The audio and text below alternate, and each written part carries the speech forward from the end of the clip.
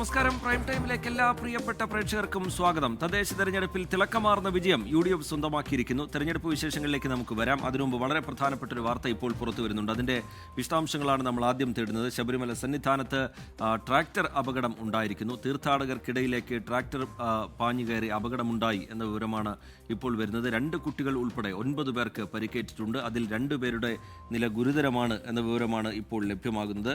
ഇത് ഒരു മലയാളി, അതുപോലെ 2 തമിഴ്നാട്ടുകാർ, 5 ആന്ധ്ര സ്വദേശികൾ എന്നിവരാണ് അപകടത്തിൽപ്പെട്ടത് എന്ന് മനസ്സിലാക്കുന്നു.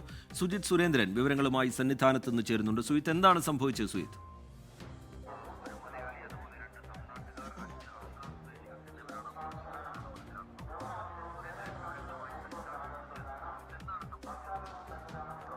റീജിത്ത്, ദർശനം നടത്തിയ ശേഷം മടങ്ങുമ്പോഴാണ് ഭക്തർ മടങ്ങുമ്പോഴാണ് അവർക്ക് മേലേക്ക് ട്രാക്ടർ പാഞ്ഞു കയറിയത്.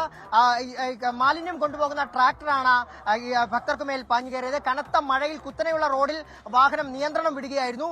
ഡ്രൈവറെ സന്നിധാനം പോലീസ് കസ്റ്റഡിയിലെടുത്തിട്ടുണ്ട്. ട്രാക്ടറിൽ ഉണ്ടായിരുന്നത് 5ഓളം പേരാണ് ഉണ്ടായിരുന്നതെന്നാണ് ശുചീകരണ തൊഴിലാളികൾ പറയുന്നത്. ഈ സമയത്ത് നടന്നു പോകുന്ന സമയത്ത് ഒരു മലയാളിയും ഒപ്പം തന്നെ 2 തമിഴ്നാട്ടുകാരും 5 ആന്ധ്ര സ്വദേശികളുമാണ് അവരുടെ മുകളിലേക്കാണ് ഈ ട്രാക്ടർ പാഞ്ഞു കയറിയത്. ആന്ധ്ര സ്വദേശികളായ വീര റെഡ്ഡി, സുനിത, അതുപോലെ ധ്രുവ ഷെഡ്ഡി, നിതീഷ് റെഡ്ഡി, അതുപോലെ തൊൽസമ്മ, ഇങ്ങനെയുള്ള 5 പേർക്ക് മേലെയാണ് 5 ആന്ധ്ര സ്വദേശികളും അതുപോലെ തന്നെ 2 തമിഴ്നാട് സ്വദേശികളുടെയും ഒരു മലയാളിയുടെയും ശരീരത്തേക്കാണ് വാഹനം പാഞ്ഞു കയറിയത്. ഇതിൽ 2 പേരുടെ നില ഗുരുതരമെന്നാണ് നമുക്ക് മനസ്സിലാക്കാൻ സാധിക്കുന്നത്. 2 കുട്ടികൾ ഉൾപ്പെടെ 9 പേരും സന്നിധാനം ആശുപത്രിയിൽ ചികിത്സ തേടുകയും ചെയ്തു. ഒപ്പം തന്നെ 2 പേരുടെ നിലയാണ് ഇപ്പോൾ അതീവ ഗുരുതരമെന്ന് അറിയാൻ സാധിച്ചിട്ടുള്ളൂ. ഇപ്പോൾ ഇവരെ എല്ലാവരെയും തന്നെ ഇപ്പോൾ ഇവിടെ നിന്നും സന്നിധാനം ആശുപത്രിയിൽ നിന്നും പമ്പ ആശുപത്രിയിലേക്ക് കൊണ്ടുപോയിരിക്കുകയാണ്. ഇവിടുത്തെ ആംബുലൻസിൽ തന്നെയാണ് സന്നിധാനം ആശുപത്രിയിൽ ക്രമീകരിച്ചിട്ടുള്ള ആംബുലൻസ് വാഹനത്തിലാണ് ഇപ്പോൾ പമ്പ ആശുപത്രിയിലേക്ക് കൊണ്ടുപോയിരിക്കുന്നത്. അതിൽ 2 പേരുടെ നില ഗുരുതരം, ബാക്കിയുള്ളവർക്ക് സാരമായ പരിക്കുകളില്ല എന്നാണ് മനസ്സിലാക്കാൻ സാധിക്കുന്നത്. ഒരാളുടെ കൈ ഒടിഞ്ഞിട്ടുണ്ട്. കുട്ടികളുടെ കാലിലൊക്കെ ചെറിയ രീതിയിലുള്ള പരിക്കുകളും ഏറ്റിട്ടുണ്ട്. ഏതായാലും ഇവിടെ അടിയന്തര ചികിത്സ സന്നിധാനം ആശുപത്രിയിൽ എത്തിച്ച് നൽകിയ ശേഷമാണ് അപകടത്തിന് കാരണം ഈ ഇറക്കത്തിൽ നിന്ന് നിയന്ത്രണം നഷ്ടമായതാണ് അപകടത്തിന് കാരണമെന്നാണോ മനസ്സിലാക്കുന്നത്? ഈ ഗുരുതരമായി പരിക്കേറ്റവരാരൊക്കെയാണ്? 2 കുട്ടികൾക്ക് പരിക്കേറ്റിട്ടുണ്ട്. അവരുടെ ആരോഗ്യനില എന്താണ്? ഇവരെ മറ്റേതെങ്കിലും ആശുപത്രിയിലേക്ക് മാറ്റേണ്ടി വരുന്ന സാഹചര്യം ഇപ്പോഴുണ്ടോ? സുജിത് സുരേന്ദ്രൻ.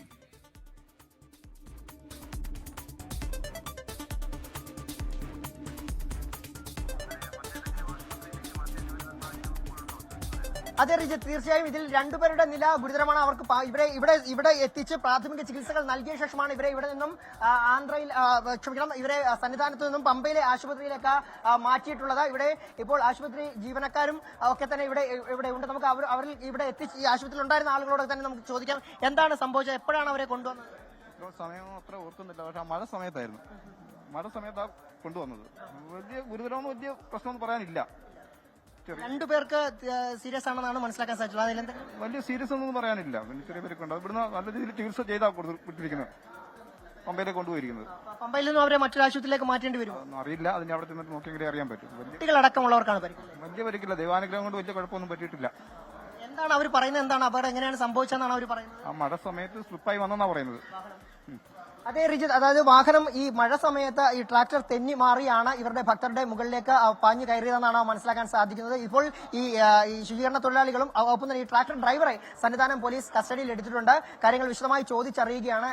ഇപ്പോൾ ഇവർ ആശുപത്രി വൃത്തങ്ങൾ നൽകുന്ന വിവരങ്ങൾ അനുസരിച്ച് ഭയപ്പെടേണ്ട ഒരു സാഹചര്യം നിലവിലില്ല. ഈ 2 പേർക്ക് നില ഗുരുതരമാണെങ്കിലും അടിയന്തര ചികിത്സ നൽകി തന്നെയാണ് അവരെ അയച്ചിട്ടുള്ളത്.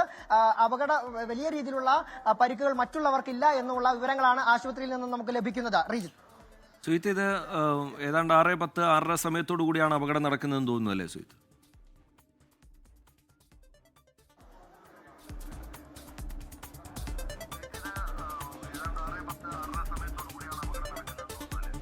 അതെ റിജിത്ത്, ദീപാരാധനയ്ക്ക് തൊട്ട് മുമ്പായാണ് അതിനു മുമ്പ് ദർശനം പൂർത്തിയാക്കി ആളുകൾ പുറത്തേക്ക് ഇറങ്ങുകയായിരുന്നു. ഇന്ന് സാമാന്യം നല്ല രീതിയിൽ തന്നെയുള്ള തിരക്കുകൾ ഉണ്ടായിരുന്നു. പക്ഷെ വൈകുന്നേരം തിരക്കൊരൽപ്പം കുറഞ്ഞിരുന്നു. ഈ തിരക്കിന് ശേഷം ഈ ദർശനം നടത്തിയ ശേഷം ആളുകൾ മടങ്ങുമ്പോഴാണ് ഈ സമയത്ത് ആ നടപ്പന്തലിലേക്ക് കയറുന്ന ഭാഗത്തേക്ക് വരുന്നിടത്താണ് ഈ അപകടം നടന്നതെന്നാണ് മനസ്സിലാക്കാൻ സാധിക്കുന്നത്. ഈ മഴ ഇന്ന് വൈകുന്നേരം ഒരു മഴയുണ്ടായിരുന്നു.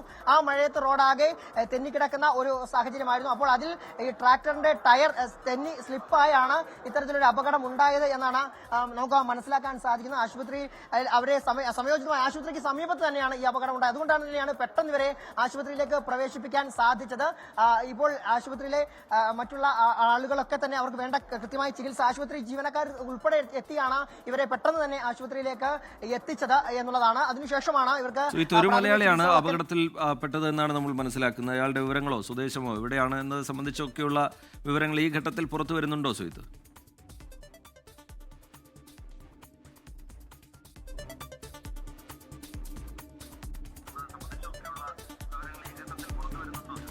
റീജസ്, ഇപ്പോൾ നമുക്ക് ലഭ്യമാകുന്ന വിവരങ്ങൾ അനുസരിച്ച് ഇതിൽ 5 പേരാണ് അപകടത്തിൽ. 5 പേർ ആന്ധ്ര സ്വദേശികളാണ്, 2 പേർ തമിഴ്നാട്ടുകാരാണ്, ഒരു മലയാളിയുമാണ് ഉൾപ്പെട്ടിട്ടുള്ളതാണ് മനസ്സിലാക്കാൻ സാധിക്കുന്നത്. അതിലെ ഇപ്പോൾ ഏറ്റവും ഒടുവിൽ 5 ആന്ധ്ര സ്വദേശികളെ, അതായത് വീര റെഡ്ഡി, അതുപോലെ തന്നെ ധ്രുവ ഷെഡ്ഡി, നിതീഷ് റെഡ്ഡി, അതുപോലെ തൊൽസമ്മ എന്നിങ്ങനെ സുനിത, ഇതിൽ 2 വനിതകൾ ഉണ്ടായിരുന്നു. തൊൽസമ്മ അതുപോലെ തന്നെ സുനിത എന്നുള്ള 2 മാളികപ്പുറങ്ങൾ, അതായത് 62 വയസ്സ് പ്രായമുള്ള ഒരു സുനിതയും അതുപോലെ തൊൽസമ്മ 57 വയസ്സുള്ള തൊൽസമ്മയുമാണ് ഉണ്ടായിരുന്നു. ഒപ്പം തന്നെ കുട്ടികൾ ഉണ്ടായിരുന്നു, 2-3 കുട്ടികളും ഉണ്ടായിരുന്നു. ആ കുട്ടികൾക്കൊക്കെ കാലിനൊക്കെ ചെറിയ പരിക്കുകൾ മാത്രമേ ഉണ്ടായിട്ടുള്ളൂ.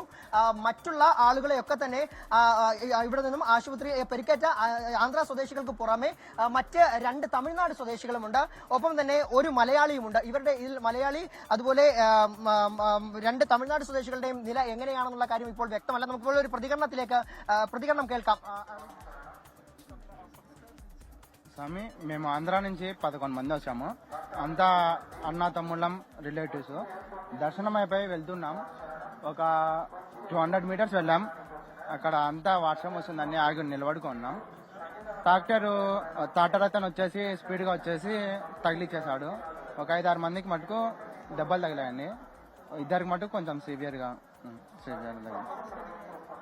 ఇంకా ఇప్పుడు డౌన్ కి వెహికల్ పంపించారు. ఇంకా కొంతమంది దెబ్బలు తగిలిన వాళ్ళు ఇక్కడే ఉన్నారు. వాళ్ళ కోసం వెహికల్ వస్తుంది అన్నారు, ఏమో ఇంకా రాలేదు. కొంచెం మీరు ఏదైనా చూసి మాకు ఏదైనా హెల్ప్ చేయాలని.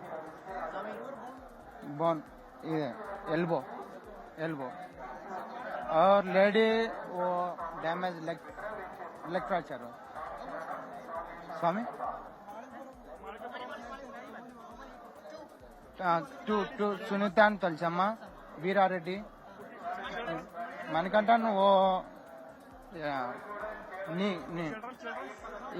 one children, two ladies old age 60 total 6. Okay. Rijith, അതായത് ആന്ധ്രാപ്രദേശിൽ നിന്നുള്ള 6 പേരാണ് എത്തിയിട്ടുള്ളതെന്നാണ് ഒപ്പമുണ്ടായിരുന്ന ഒരു സ്വാമി പറയുന്നത്. അദ്ദേഹത്തിന്റെ കൈക്കാണ് പരിക്കേറ്റത്. ഇതിൽ 2 മാളികപ്പുറങ്ങൾ, അതായത് 2 വനിതകളും ഒരു കുട്ടിയും അടങ്ങുന്നതായിരുന്നു ഇവരുടെ സംഘം. അതിലെ ഇദ്ദേഹത്തിന്റെ കൈക്കാണ് പരിക്കേറ്റുള്ളത്. അതുപോലെ തന്നെ വീര റെഡ്ഡിയുടെയും കൈക്ക് ഒടിവുണ്ട് എന്നാണ് മനസ്സിലാക്കാൻ സാധിക്കുന്നത്. കുട്ടിയുടെ കാലുകൾക്കാണ് പരിക്കേറ്റിട്ടുള്ളത്. ഒപ്പം 2 തമിഴ്നാട് സ്വദേശികളായ ആളുകളുണ്ട്. അവരുടെ പേരുവിവരങ്ങൾ ഇതുവരെ ലഭ്യമായിട്ടില്ല. ഒപ്പം തന്നെ ഒരു മലയാളി കൂടി ഉണ്ട് എന്നുള്ളതാണ്. അതിൽ മലയാളിയും 2 തമിഴ്നാട് സ്വദേശികളുമായിട്ടുള്ളവർക്കാണ് പരിക്കിത്തിരി ഗുരുതരമായിട്ടുള്ളതെന്നാണ് നമുക്ക് ഇപ്പോൾ ലഭ്യമാകുന്ന വിവരങ്ങൾ. ഏതായാലും അത് സംബന്ധിച്ചുള്ള കൂടുതൽ വിവരങ്ങൾ അല്പസമയത്തിനകം തന്നെ ലഭ്യമാകും. ഇപ്പോൾ ഏതായാലും ഈ ട്രാക്ടർ ഓടിച്ചിരുന്ന ട്രാക്ടർ ഡ്രൈവറെ പോലീസ് കസ്റ്റഡിയിൽ എടുത്തിട്ടുണ്ട്. വിശദമായി ചോദ്യം ചെയ്തു വരികയാണ്. ഇപ്പോൾ ഇതിലുള്ള 7 അപകടം പറ്റിയ 9 പേരിൽ 2 പേരുടെ നിലയാണ് ഗുരുതരം. ബാക്കിയുള്ളവരുടെ എല്ലാം നില ഭേദപ്പെട്ട് തുടങ്ങിയിരിക്കുന്നു, അല്ലെങ്കിൽ അവരെ ആശുപത്രിയിലേക്ക് മാറ്റിയിരിക്കുന്നു. എല്ലാവർക്കും പ്രാഥമിക ചികിത്സ സന്നിധാനം ആശുപത്രിയിൽ എത്തിച്ച് നൽകിയ ശേഷമാണ് പമ്പയിലേക്ക് മാറ്റിയിട്ടുള്ളത്. അത്യാവശ്യമെങ്കിൽ അവരെ മറ്റ് ആശുപത്രിയിലേക്ക് മാറ്റുമെന്ന വിവരങ്ങളാണ് നമുക്ക് ഏറ്റവും ഒടുവിൽ ലഭിക്കുന്നത്. റിജിത്ത്, സുജിത് സുരേന്ദ്രനാണ് വിശദാംശങ്ങൾ പങ്കുവെക്കുന്നത്. ശബരിമല സന്നിധാനത്താണ് ട്രാക്ടർ തീർത്ഥാടകർക്കിടയിലേക്ക് ഇടിച്ചു കയറി അപകടമുണ്ടായത്. മഴയുണ്ടായിരുന്നു, ഇറക്കമായിരുന്നു. ആ ഇറക്കത്തിൽ നിന്ന് ഡ്രൈവർക്ക് നിയന്ത്രണം നഷ്ടമായി എന്നാണ് നമ്മൾ മനസ്സിലാക്കുന്നത്. 2 കുട്ടികൾ ഉൾപ്പെടെ 9 പേർക്കാണ് പരിക്കേറ്റിരിക്കുന്നത്. അതിൽ തന്നെ 2 പേരുടെ നില ഗുരുതരമാണ് എന്ന തരത്തിലുള്ള വിവരങ്ങളും പുറത്തു വരുന്നുണ്ട്. ആദ്യം ഇവരെ സന്നിധാനത്തെ ആശുപത്രിയിലേക്ക് കൊണ്ടുപോയി പ്രാഥമികമായി നൽകേണ്ട ചികിത്സകൾ നൽകി. അതിനുശേഷം പമ്പ ആശുപത്രിയിലേക്ക് കൊണ്ടുപോയിരിക്കുകയാണ്. ഒരു മലയാളി കൂടി ഇതിൽ ഉൾപ്പെട്ടിട്ടുണ്ട്.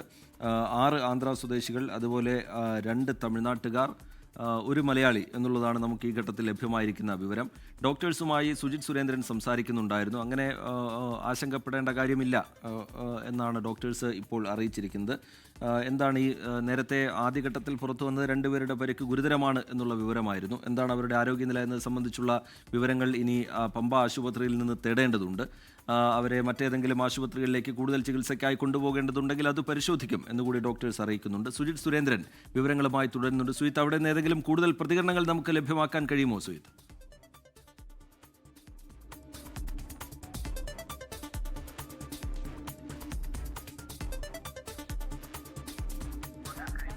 റിജിത്ത്, ഞാൻ ആ പ്രതികരണങ്ങൾ തേടുകയാണ്. ഇപ്പോൾ ഇവിടെ മറ്റു ഭക്തർ, ഈ സമയത്ത് ദൃക്സാക്ഷികളായി ഉണ്ടായിരുന്ന ആളുകളൊക്കെ തന്നെ ഉണ്ട്. ഇവർ തമിഴ്നാട് സ്വദേശികളാണെന്നാണ് മനസ്സിലാക്കാൻ സാധിക്കുന്നത്.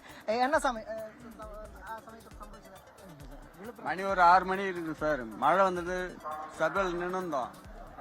டிராக்டர் லோடோட வந்தது. எங்களை ஓரமா நிக்க சொல்லிட்டு இறங்கினாங்க கீழே. வண்டி பிரேக் பிடிக்க முடியாம எல்லாரும் மேலே கிட்டத்தட்ட ஒரு 50 பேர் நின்றுந்தோம். 50 பேர் நின்றுந்தோம். பிரேக் பிடிக்காதுன்னு தெரியும். வண்டி ஒன்னு எங்களை அப்பள போக சொல்லிடணும், இல்ல மேலே இல்ல அவங்க நாங்க போயிட்டு பிறகு வண்டி கீழே இறக்கிறோம். அவங்க மண்ணு ஓரமா நில்லுன்னு சொல்லிட்டு வண்டி இறங்கினாங்க. பிரேக் பிடிக்கல. கிட்டத்தட்ட ஒரு 50-60 பேர் இருக்கிறோம். அவ்வளவு அசால்ட்டா வராங்க, அவ்வளவு வேகமா வராங்க. ஒரு பிசி இருந்தாரு. ടീമിൽ ആർക്കെങ്കിലും ഏതാവത് കാഷ്വാലിറ്റി എടുക്കാം? வீரமணி തമിഴ്നാട്ടിൽ നിന്ന് എന്താ ഊര്? തമിഴ്നാട് എന്താ ഊര്? விழுப்புரம் டிஸ்ட்ரிக்ட். മണി வீரமணி എത്ര വയസ്സ്? வீரமணி 24. റിജിത്ത്, ഇപ്പോൾ ഇവരുടെ ഈ തമിഴ്നാട്ടിൽ നിന്നുള്ള ഒരു ആളെ കൂടി നമുക്ക് മനസ്സിലായിരിക്കുന്നു. വീരമണി എന്ന് പറയുന്ന ഒരാൾക്ക് കൂടിയാണ് പരിക്കേറ്റുള്ള. തമിഴ്നാട്ടിൽ നിന്ന് എത്തിയിരിക്കുന്ന സംഘത്തിലെ ഉള്ള വീരമണി എന്ന പറയുന്ന ആൾക്കാണ് പരിക്കേറ്റിരിക്കുന്നത്. നമുക്കിപ്പോൾ ദൃശ്യങ്ങൾ കാണാം. നമുക്കിപ്പോൾ ആ ട്രാക്ടർ കിടക്കുന്ന സ്ഥലത്തേക്കാണ് ഇപ്പോൾ പോകുന്നത്.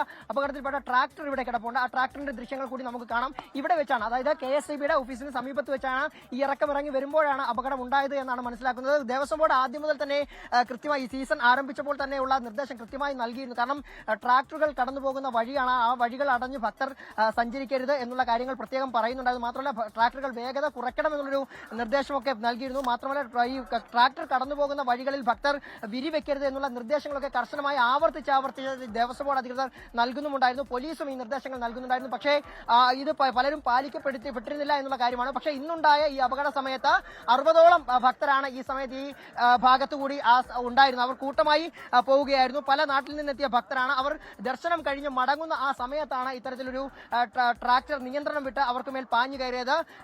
പെട്ടെന്ന് തന്നെ സമയോചിതമായി മറ്റുള്ളവർ ഇടപെട്ടുകൊണ്ടാണ് ട്രാക്ടർ നിർത്തിയത് എന്നാണ് മനസ്സിലാക്കാൻ സാധിക്കുന്നത്. ഇതിൽ ഇപ്പോൾ 9 പേർക്ക് പരിക്കേറ്റിരിക്കുന്നു എന്നുള്ളതാണ്. അതിൽ തമിഴ്നാട് സ്വദേശിയായ വീരമണി ഉൾപ്പെടെയുള്ള ആളുകളാണ്.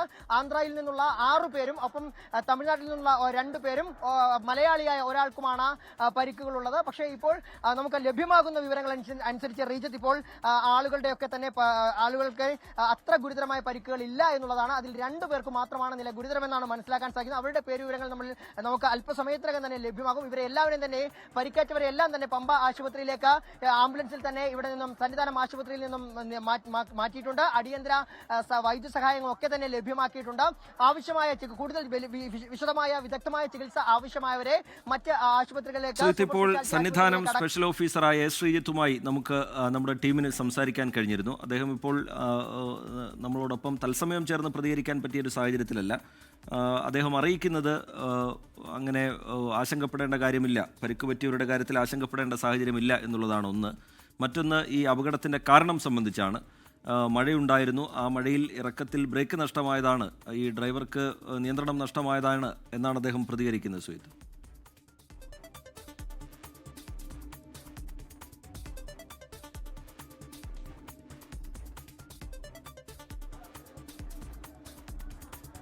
അതെ, തീർച്ചയായും റിജിത്ത്, അത് തന്നെയാണ് നമുക്കും മനസ്സിലാക്കാൻ സാധിക്കുന്നത്. ഇവിടെ ഉണ്ടായിരുന്ന സെക്യൂരിറ്റി ജീവനക്കാരടക്കം ഇവിടെ ഉണ്ടായിരുന്നു. അവർക്ക് തന്നെ ദേവസ്വം സെക്യൂരിറ്റി ജീവനക്കാർ ഉൾപ്പെടെയുള്ളവരുണ്ടായിരുന്നു. ദൃക്സാക്ഷികളൊക്കെ തന്നെ ഉണ്ട്. എന്താണ് സംഭവിച്ചെന്നുള്ള കാര്യങ്ങൾ ചില ആളുകൾ പ്രതികരിക്കാൻ തയ്യാറായിരുന്നു.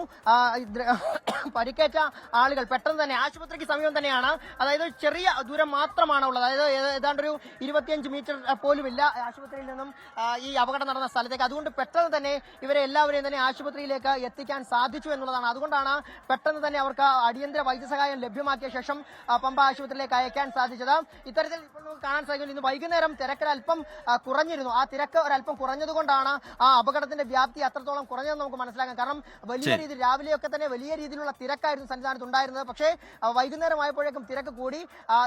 ഈ തിരക്ക് കുറഞ്ഞിരുന്നത് കൊണ്ടാണ് ഇത്ര കുറച്ചു പേർക്ക് മാത്രം ഇത്തരത്തിലുള്ള കാഷ്വാലിറ്റി ഉണ്ടായത്. പക്ഷേ ശരി, ശബരിമല സന്നിധാനത്ത് മാലിന്യവുമായി പോയ ട്രാക്ടർ അത് തീർത്ഥാടകർക്കിടയിലേക്ക് ഇടിച്ചു കയറിയാണ് അപകടമുണ്ടായിരിക്കുന്നത്. 2 കുട്ടികൾ ഉൾപ്പെടെ 9 പേർക്കാണ് പരിക്കേറ്റിരിക്കുന്നത്. അങ്ങനെ ആശങ്കപ്പെടേണ്ട സാഹചര്യമില്ല അവരുടെ ആരോഗ്യനിലയുമായി ബന്ധപ്പെട്ട് എന്നാണ് ശബരിമല സ്പെഷ്യൽ ഓഫീസറായ ശ്രീജിത്ത് അല്പസമയം മുമ്പ് നമ്മളെ അറിയിച്ചത്. അപകടത്തിൽപ്പെട്ടത് 9 പേരാണ്. അതിൽ 6 പേർ ആന്ധ്ര സ്വദേശികളാണ്. അവരുടെ പേരുവിവരങ്ങളൊക്കെ ഇതിനോടകം ലഭ്യമായിട്ടുണ്ട്. 2 പേർ തമിഴ്നാട്ടിൽ നിന്നുള്ളവരാണ്. അതിലൊരാൾ വീരമണി എന്നാണ് ഒരാളുടെ പേര് എന്നുള്ളത് കൂടെയുള്ള ഭക്തർ പറയുന്നുണ്ടായിരുന്നു. മറ്റൊന്ന് ഒരു മലയാളിയാണ് അപകടത്തിൽപ്പെട്ടിരിക്കുന്നത്. അദ്ദേഹത്തിൻ്റെ വിവരങ്ങൾ ഈ ഘട്ടത്തിൽ ലഭ്യമായിട്ടില്ല. അത് ലഭ്യമാകുന്ന മുറയ്ക്ക് പ്രേക്ഷകരെ അറിയിക്കുകയും ചെയ്യാം. എന്തായാലും അവരെ സന്നിധാനത്തെ ആശുപത്രിയിൽ നിന്ന് പമ്പയിലെ ആശുപത്രിയിലേക്ക് കൊണ്ടുപോയിട്ടുണ്ട്. അവിടെ നിന്ന് ചികിത്സ നൽകുന്നുണ്ട്. ചിലരുടെ കൈക്കൊക്കെ ഒടിവുണ്ട്, നമുക്ക് ദൃശ്യങ്ങളിൽ കാണാവുന്നതാണ്. കൂടുതൽ ചികിത്സ വേണ്ട സാഹചര്യമാണെങ്കിൽ അത് നൽകും എന്ന് ബന്ധപ്പെട്ടവർ അറിയിച്ചിട്ടുണ്ട്. സുജിത് സുരേന്ദ്രൻ സന്നിധാനത്ത് നിന്ന് വിശദാംശങ്ങൾ പങ്കുവയ്ക്കുകയായിരുന്നു. ഇനി തെരഞ്ഞെടുപ്പ് വിശേഷങ്ങളിലേക്കാണ്. തദ്ദേശ വിധിയിൽ UDF തരംഗം.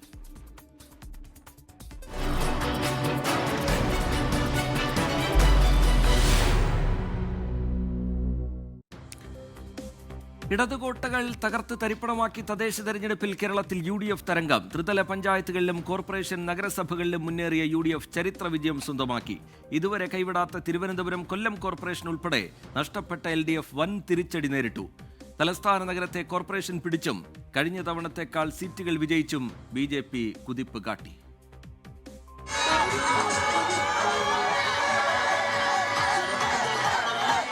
നിയമസഭാ തെരഞ്ഞെടുപ്പിൽ 3ാം വിജയം ലക്ഷ്യമിടുന്ന LDFന് തദ്ദേശ തെരഞ്ഞെടുപ്പിൽ അടിപതറി. പ്രതീക്ഷിക്കാത്ത ഇടങ്ങളിൽ പോലുമുള്ള UDF മുന്നേറ്റത്തിൽ ഇടതു കേന്ദ്രങ്ങൾ ഞെട്ടിത്തരിച്ചു. തിരുവനന്തപുരം കോർപ്പറേഷൻ പിടിച്ചെടുത്ത BJP കേരള രാഷ്ട്രീയത്തിൽ പുതുയുഗത്തിന് തുടക്കമിട്ടു.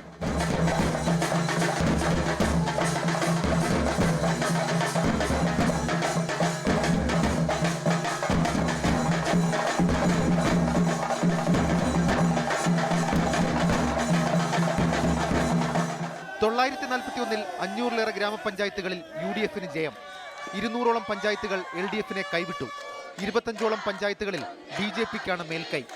എറണാകുളത്തെ കിഴക്കമ്പലം, ഐകരനാട് പഞ്ചായത്തുകൾ ജയിച്ചപ്പോൾ കുന്നത്തുനാടും മഴുവന്നൂരും 2020ക്ക് നഷ്ടമായി.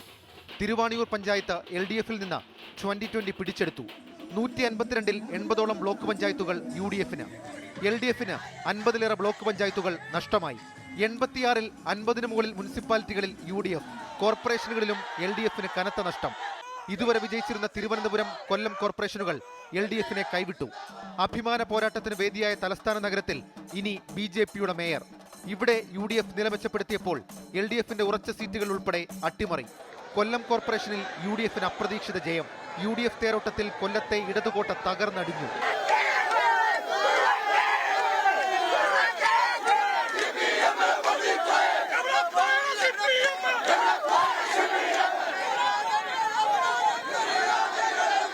തൃശൂർ, കൊച്ചി കോർപ്പറേഷനുകളിൽ UDFന്റെ മിന്നും വിജയം. കണ്ണൂർ UDF നിലനിർത്തി. കോഴിക്കോട് കോർപ്പറേഷനിൽ വലിയ ഒറ്റക്കക്ഷിയാണെങ്കിലും കേവല ഭൂരിപക്ഷം നേടാൻ LDFനായില്ല. നിയമസഭാ തെരഞ്ഞെടുപ്പിന് മാസങ്ങൾ മാത്രം ബാക്കി നിൽക്കെ ഉണ്ടായ മുന്നേറ്റം UDFന് വലിയ ആത്മവിശ്വാസമാണ്. തിരുവനന്തപുരം നഗരത്തിലുൾപ്പെടെ BJPക്കും പ്രതീക്ഷകളേറെ. എന്നാൽ തുടർഭരണം ലക്ഷ്യമിടുന്ന LDFനാകട്ടെ മറികടക്കാൻ കടമ്പകളേറെയുണ്ട്. ഷഫീദ് റൌത്തർ, 24 തിരുവനന്തപുരം. തദ്ദേശ തെരഞ്ഞെടുപ്പിൽ എല്ലാ പ്രതീക്ഷകളെയും കടത്തിവെട്ടുന്ന വിജയമാണ് UDF നേടിയത്. സംസ്ഥാനമൊട്ടാകെ വീശിയടിച്ച അനുകൂല തരംഗത്തിൽ ഇടത് ശക്തിദുർഗങ്ങൾ വരെ തകർന്നു വീഴുന്ന അഭിമാനകരമായ ജയമാണ് UDF കൈവരിച്ചത്. 2 തവണത്തെ തോൽവികൾ പഴങ്കഥയാക്കി അടുത്ത നിയമസഭാ തെരഞ്ഞെടുപ്പിനെ ആത്മവിശ്വാസത്തോടെ നേരിടാൻ UDFന് ആത്മവിശ്വാസം പകരുന്നതാണ് ഇപ്പോഴത്തെ മിന്നുന്ന ജയം. 10 കൊല്ലമായി സംസ്ഥാന ഭരണത്തിൽ നിന്ന് മാറി നിൽക്കുന്ന മുന്നണി എന്ന നിലയിലുള്ള എല്ലാ പരിമിതികളോടും ദൗർബല്യങ്ങളോടും കൂടിയാണ് UDF തദ്ദേശ തെരഞ്ഞെടുപ്പിനെ നേരിടാനിറങ്ങിയത്. മുന്നണിയിലെ നേതാക്കൾ തമ്മിൽ തർക്കമാണെന്നും കരുത്തനായ പിണറായി വിജയന്റെ തന്ത്രങ്ങളുടെ മികവിൽ LDFയെ വിജയിക്കൂ എന്ന നെറേറ്റീവും UDFന് മുന്നിൽ വലിയ പ്രതിബന്ധമായിരുന്നു. എന്നാൽ ഈ പ്രതികൂല ഘടകങ്ങളെല്ലാം ജനപിന്തുണയുടെ കരുത്തിൽ UDF തൂത്തെറിഞ്ഞു. ഭരണവിരുദ്ധ വികാരവും ശബരിമല സ്വർണ്ണക്കൊള്ളയും മനസ്സിൽ വെച്ച് വോട്ട് ചെയ്ത ജനങ്ങൾ UDFിലാണ് വിശ്വാസം അർപ്പിച്ചത്. അസംഘടിതരായ ജനം സംഘടിച്ച് UDFിന് പിന്നിൽ അണിനിരക്കുന്ന അഭൂതപൂർവമായ കാഴ്ച. അതാണ് തദ്ദേശ തെരഞ്ഞെടുപ്പിലെ വിജയത്തിന്റെ തിളക്കം. ഈ വിജയത്തിന് കാരണം ടീം UDF ആണ്. ഒരുമിച്ചാണ് ഞങ്ങൾ വർക്ക് ചെയ്തത്. ടീം UDFിലെ എല്ലാ ഘടകകക്ഷികളും ചേർന്ന് ഒറ്റ പാർട്ടിയെ പോലെയാണ് ഞങ്ങളെല്ലാവരും നിന്നത്. ഇത് ഇന്നൊരു വലിയ കേരളത്തിലെ ഏറ്റവും വലിയ പൊളിറ്റിക്കൽ പ്ലാറ്റ്ഫോമാണ് ടീം UDF എന്നാണ് ഈ തെരഞ്ഞെടുപ്പിലൂടെ ജനങ്ങൾ തെളിയിച്ചിരിക്കുന്നത്. അതാണ് ഇനി വരാനിരിക്കുന്ന കാലത്തിൻ്റെ മാറ്റം. ജനം എതിരായാൽ അധികാരദാർഷ്ട്യത്തിന്റെ പ്രതിരൂപമായി നിലകൊള്ളുന്ന ഏത് പൊന്നാപുരം കോട്ടയും ഇളകുമെന്നതിന്റെ ഏറ്റവും നല്ല ഉദാഹരണമാണ് കൊല്ലം കോർപ്പറേഷനിൽ UDF നേടിയ അട്ടിമറി വിജയം. 4 കോർപ്പറേഷനുകളിൽ അധികാരം പിടിച്ച UDFിന് കോഴിക്കോട് കൈവിട്ടു പോയത് നേരിയ മാർജിനിലാണ്. ജില്ലാ പഞ്ചായത്തുകളിൽ പകുതിയും നേടാനായതും UDF വിജയത്തിന്റെ ആധികാരികത വെളിവാക്കുന്നു. നിയമസഭാ തെരഞ്ഞെടുപ്പെന്ന വലിയ ലക്ഷ്യം അപ്രാപ്യമല്ലെന്ന സന്ദേശം നൽകുന്ന വിജയമാണ് കേരളം UDFിന് സമ്മാനിച്ചിരിക്കുന്നത്. സാമുദായിക സമവാക്യങ്ങളും UDFിന് അനുകൂലമായി വന്നിരിക്കുന്നുവെന്നതും ജനവിധിയിൽ വ്യക്തമാണ്. വിജയത്തിൽ അമിതമായി ആഹ്ലാദിക്കുകയോ അഹങ്കരിക്കുകയോ ചെയ്യാതെ മുന്നണി നേതൃത്വവും കോൺഗ്രസ് നേതൃത്വവും ഒറ്റക്കെട്ടായി മുന്നോട്ട് പോയാൽ നിയമസഭാ വിജയം കയ്യെത്തിപ്പിടിക്കാം. കാരണം അധികാര ദുഷ്പ്രഭുത്വത്തിനും ധാർഷ്ട്യത്തിനുമെതിരായ വിധിയെഴുത്തു കൂടിയാണ് ഈ തെരഞ്ഞെടുപ്പ് ഫലം. ആർ ശ്രീജിത്ത്, 24 തിരുവനന്തപുരം. തെക്കൻ കേരളത്തിലെ തെരഞ്ഞെടുപ്പ് ഫലത്തിന്റെ വിശകലനവുമായി തിരുവനന്തപുരത്ത് നിന്ന് നമുക്കൊപ്പം ഷഫീദ് റാവുത്തർ ചേരുകയാണ്. ഷഫീദ്, തിളക്കമാർന്ന വിജയം UDF സ്വന്തമാക്കിയിരിക്കുന്നത് ഇടത് കോട്ടകളിലേക്ക് വരെ കടന്നു കയറിക്കൊണ്ടാണ്. കൊല്ലം പോലുള്ള ഇടത് കോട്ടകളിൽ നിന്നും ഇങ്ങനെ ഒരു തിരിച്ചടി ഉറപ്പായും ഇടതുമുന്നണി പ്രതീക്ഷിച്ചിട്ടുണ്ടാവില്ല. തികഞ്ഞ ആത്മവിശ്വാസം UDF ക്യാമ്പ് വെച്ചു പുലർത്തുന്ന ഘട്ടമാണ്. മറ്റൊന്ന്, തിരുവനന്തപുരം കോർപ്പറേഷനിലെ BJPയുടെ ചരിത്ര വിജയമാണ്. എങ്ങനെയാണ് തെക്കൻ കേരളത്തിലെ തെരഞ്ഞെടുപ്പ് ഫലത്തെ പൊതുവായി വിലയിരുത്തേണ്ടത് ഷഫീദ് റാവുത്തർ? രജിത്ത്, കേരളത്തിലാകെ ആഞ്ഞടിച്ച കൊടുങ്കാറ്റിൽ അതിൽ LDF തകർന്നു വീഴുന്നത് നമ്മൾ കണ്ടതാണ്. അതൊരു പക്ഷേ ഭരണവിരുദ്ധ കൊടുങ്കാറ്റാണെന്ന് വേണം വിലയിരുത്താൻ. അത് തിരുവനന്തപുരത്തും കൊല്ലത്തും പത്തനംതിട്ടയിലുമൊക്കെ സമാന അർത്ഥത്തിൽ തന്നെ വ്യാപിക്കുന്നത് നമ്മൾ കണ്ടു. തിരുവനന്തപുരം നഗരസഭയുടെ കാര്യം തന്നെ ഉദാഹരണമായി എടുത്താൽ ആദ്യ ഫലം വന്ന മുട്ടടയിൽ ഇടത് കോട്ടയായിട്ടുള്ള ആ സ്ഥലം പിടിച്ചത് LDFിൽ നിന്ന് പിടിച്ചെടുത്തത് UDFിന്റെ യുവമുഖവും വിവാദമായ വോട്ടർ പട്ടിക വിഭാഗത്തിൽപ്പെട്ട വൈഷ്ണ സുരേഷുമായിരുന്നു. അതുമുതൽ CPMന്റെ അല്ലെങ്കിൽ LDFിന് നെഞ്ചിൽ തീയാണ് എന്നുള്ള കാര്യത്തിൽ തർക്കമില്ല. മാത്രമല്ല, അതിനുശേഷം ഫലപ്രഖ്യാപനം പൂർണ്ണാർത്ഥത്തിൽ കഴിയുമ്പോൾ തിരുവനന്തപുരത്തെ ലീഡ് നില പരിശോധിച്ചാൽ കഴിഞ്ഞ തവണ 51 സീറ്റുണ്ടായിരുന്ന LDF 29 സീറ്റായി കൂപ്പുകുത്തി. NDA ആകട്ടെ 34-ൽ നിന്ന് 50ആയി മാറി. UDF ആകട്ടെ 10-ൽ നിന്ന് 19ആയി അവരുടെ ലീഡ് നില ഉയർത്തുകയും ചെയ്തിട്ടുണ്ട്. ഇതിൽ LDFിന് നഷ്ടമായിട്ടുള്ള ഏതാണ്ട് 29ഓളം സീറ്റുകളിൽ ഭൂരിഭാഗവും പിടിച്ചത് NDA BJP ആണെന്നുള്ള കാര്യത്തിൽ തർക്കമില്ല. അത്രയ്ക്കുണ്ടായിരുന്നു അവരുടെ ഈ ഒരു സമയത്തെ പെർഫോമൻസ് എന്നുള്ള കാര്യവും നമുക്ക് എടുത്തു പറയേണ്ടിയിരിക്കുന്നു. UDFിനെ സംബന്ധിച്ചാകട്ടെ കവടിയാറിൽ KS ശബരിനാഥൻ, മുട്ടടയിൽ വൈഷ്ണ സുരേഷ്, കുന്നുകുഴിയിൽ മേരി പുഷ്പം അടക്കമുള്ള അവരുടെ സ്റ്റാർ കാൻഡിഡേറ്റ്സുകൾ വിജയിച്ച് കയറുന്നത് നമ്മൾ കണ്ടു. CPMന് ആശ്വസിക്കാനായത് KS ദീപകിന്റെയും അതേപോലെ തന്നെ മറ്റു ചിലരുടെയും വിജയം മാത്രമാണ്. BJPയെ സംബന്ധിച്ചിടത്ത് കൊടുങ്ങാനൂര് VV രാജേഷ്, ശാസ്തമംഗലത്ത് R ശ്രീലേഖ, അതേപോലെ തന്നെ നേമത്ത് അവരുടെ MR ഗോപൻ, കൂടാതെ സിമി അടക്കം ജയിച്ചു കയറുന്നത്, അമ്പലത്തറയിലടക്കം അവർ ലീഡ് തിരിച്ചു പിടിക്കുന്നതടക്കം നമ്മൾ ഇന്നത്തെ ദിവസം കണ്ടതാണ്. അങ്ങനെ തിരുവനന്തപുരം കോർപ്പറേഷനിൽ ചരിത്രത്തിൽ ആദ്യമായി BJP അധികാരത്തിലെത്തിയ ഒരു തിരഞ്ഞെടുപ്പായി നമുക്ക് വിലയിരുത്താൻ കഴിയും. നഗരസഭയെ സംബന്ധിച്ച് തിരുവനന്തപുരത്തെ 4 നഗരസഭ, അത് വർക്കല, ആറ്റിങ്ങൽ, നെടുമങ്ങാട്, നെയ്യാറ്റിൻകര, 4 നഗരസഭകളിലും LDFിന് ആശ്വാസകരമായ വിജയം കണ്ടെത്താൻ കഴിഞ്ഞു. ഇനി കൊല്ലത്തേക്ക് വന്നാൽ കൊല്ലത്തും ചരിത്രമായിരുന്നു കോർപ്പറേഷനിൽ. കാരണം UDF ചരിത്രം പിടിച്ചെടുത്ത് നമ്മൾ കണ്ടു. ഒരു പക്ഷേ എത്രയോ വർഷങ്ങൾക്ക് ശേഷമാണ് കൊല്ലം കോർപ്പറേഷനിൽ UDF ഇങ്ങനെ ഒരു പ്രകടനം നടത്തുന്നത് എന്നുള്ള കാര്യം കൂടി ശ്രദ്ധേയമായിട്ടുണ്ട്. കോൺഗ്രസ് 22 ഇടങ്ങളിലും RSP 3 ഇടങ്ങളിലും മുസ്ലിം ലീഗ് 2 ഇടങ്ങളിലും കൊല്ലം കോർപ്പറേഷനിൽ വിജയിച്ചു. കഴിഞ്ഞ തവണ 38 സീറ്റിൽ വിജയിച്ച LDF 16 സീറ്റിൽ ഒതുങ്ങി. CPM 13 CPM 3 ഇടങ്ങളിലുമാണ് വിജയിച്ചത്. 6 സീറ്റിൽ നിന്നാണ് 12 സീറ്റിലേക്കുള്ള BJPയുടെ കുതിച്ചുചാട്ടം കൊല്ലത്ത്. BJP അങ്ങനെ ഒരു നീക്കം കൂടി കൊല്ലത്ത് നടത്തുന്നത് നമ്മൾ കണ്ടു. ഇനി പത്തനംതിട്ടയിലേക്ക് വന്നാൽ അവരുടെ 4 പ്രധാനപ്പെട്ട നഗരസഭകൾ, ആ 4 നഗരസഭകളിൽ പന്തളം ഉണ്ടായിരുന്നു, അടൂർ ഉണ്ടായിരുന്നു, പത്തനംതിട്ട ഉണ്ടായിരുന്നു, തിരുവല്ല ഉണ്ടായിരുന്നു. അതിൽ പന്തളം ഒഴികെ ബാക്കി എല്ലായിടത്തും UDFിന്റെ സർവാധിപത്യം നമ്മൾ കണ്ടു എന്നുള്ളതും ഏറ്റവും പ്രധാനപ്പെട്ട കാര്യം. അടൂർ നഗരസഭയിലൊക്കെ UDF ശക്തമായ മേൽക്കൈ നേടി. പന്തളത്താകട്ടെ BJPയുടെ പക്കൽ നിന്ന് LDF അത് തിരിച്ചു പിടിച്ചു എന്നുള്ളത് മാത്രമാണ് ആശ്വാസകരം. അങ്ങനെ തിരുവനന്തപുരം തെക്കൻ കേരളത്തിലാകെ UDFിന്റെ ഒരു കുതിച്ചുചാട്ടം നമ്മൾ കണ്ടു. അതേസമയം BJP ചിലയിടത്ത് അവരുടെ വോട്ട് ഷെയറിങ്ങും അതേപോലെ തന്നെ സ്വാധീനവും വർദ്ധിപ്പിക്കുന്ന കാഴ്ചയും കണ്ടു. ശരി, ഷഫീദ് റാവുത്തർ തിരുവനന്തപുരത്ത് നിന്ന് വിശദാംശങ്ങൾ പങ്കുവയ്ക്കുകയായിരുന്നു. UDF തരംഗത്തിലും തിരുവനന്തപുരം കോർപ്പറേഷൻ അടക്കം പിടിച്ച് BJP സംസ്ഥാനത്തെ സാന്നിധ്യം ശക്തമാക്കുകയാണ്. 2 മുനിസിപ്പാലിറ്റികളിലും 26 ഗ്രാമപഞ്ചായത്തുകളിലും അധികാരം പിടിച്ച BJP മുന്നണിക്ക് ഭൂരിപക്ഷം തദ്ദേശ സ്ഥാപനങ്ങളിലും പ്രതിനിധികളുണ്ട്. വിജയത്തിളക്കത്തിലും പന്തളം മുനിസിപ്പാലിറ്റി ഭരണം കൈവിട്ടത് BJPക്ക് തിരിച്ചടിയുമാവുന്നു. തിരുവനന്തപുരം നഗരസഭയിലെ വോട്ടെടുപ്പ് നടന്ന 100 വാർഡുകളിൽ 50 സീറ്റ്. പാലക്കാട് മുനിസിപ്പാലിറ്റിയിൽ ഭരണം നിലനിർത്തി. തൃപ്പൂണിത്തുറ മുനിസിപ്പാലിറ്റി പിടിച്ചെടുത്തു. 26 ഗ്രാമപഞ്ചായത്തുകൾ അധികാരം. മലപ്പുറം ഒഴികെയുള്ള ജില്ലകളിലെ മിക്ക തദ്ദേശ സ്ഥാപനങ്ങളിലും പ്രാതിനിധ്യം. ഇതാണ് തദ്ദേശ തെരഞ്ഞെടുപ്പിന്റെ പ്രാഥമിക അവലോകനത്തിൽ തെളിയുന്ന BJPയുടെ നേട്ടം. രാജ്യം ഭരിക്കുന്ന പാർട്ടി എന്ന നിലയിൽ BJPയുടെ ഈ നേട്ടം ചെറുതാണെങ്കിലും കേരളത്തിലെ ഇടത് വലത് മുന്നണികൾക്കിടയിൽ കിടന്ന് ഞെരുങ്ങിയിരുന്ന BJP അതിൽ നിന്ന് പുറത്തു വന്നിരിക്കുന്നു. രാഷ്ട്രീയ കേരളത്തിന്റെ ചിത്രത്തിൽ BJP തങ്ങളുടെ സാന്നിധ്യം ഉറപ്പിച്ചുവെന്ന് വിളിച്ചു പറയുന്നതാണ് ഈ വിജയം. നിർണായക ശക്തിയായി വളരുന്ന പാർട്ടി എന്ന പ്രതിച്ഛായയിലേക്ക് BJP കേരളത്തിൽ മാറുകയാണ്. സംസ്ഥാന വ്യാപകമായി ആഞ്ഞടിച്ച ഭരണവിരുദ്ധ വികാരത്തിന്റെ ഓഹരി തങ്ങൾക്ക് സ്വാധീനമുള്ള സ്ഥലങ്ങളിൽ BJPക്കും കിട്ടി. ഇടത് വലത് മുന്നണികളെ മാത്രം പരീക്ഷിച്ചിരുന്ന കേരളത്തിലെ വോട്ടർമാർക്ക് BJPയോടുള്ള തൊട്ടുകൂടായ്മ പതിയെ ഇല്ലാതാവുന്നു എന്നാണ് ഇത് തെളിയിക്കുന്നത്. മാറ്റത്തിന് വോട്ട് എന്ന BJPയുടെ മുദ്രാവാക്യം കേരളത്തിൽ ചലനമുണ്ടാക്കുന്നു എന്നതും ഇപ്പോഴത്തെ തെരഞ്ഞെടുപ്പ് ഫലത്തിൽ നിന്ന് വായിച്ചെടുക്കാം. ആത്മഹത്യാ വിവാദവും സീറ്റ് തർക്കങ്ങളും മറികടന്നാണ് BJP മുന്നണി തിരുവനന്തപുരം നഗരസഭയിൽ ഏറ്റവും വലിയ ഒറ്റക്കക്ഷിയായത്.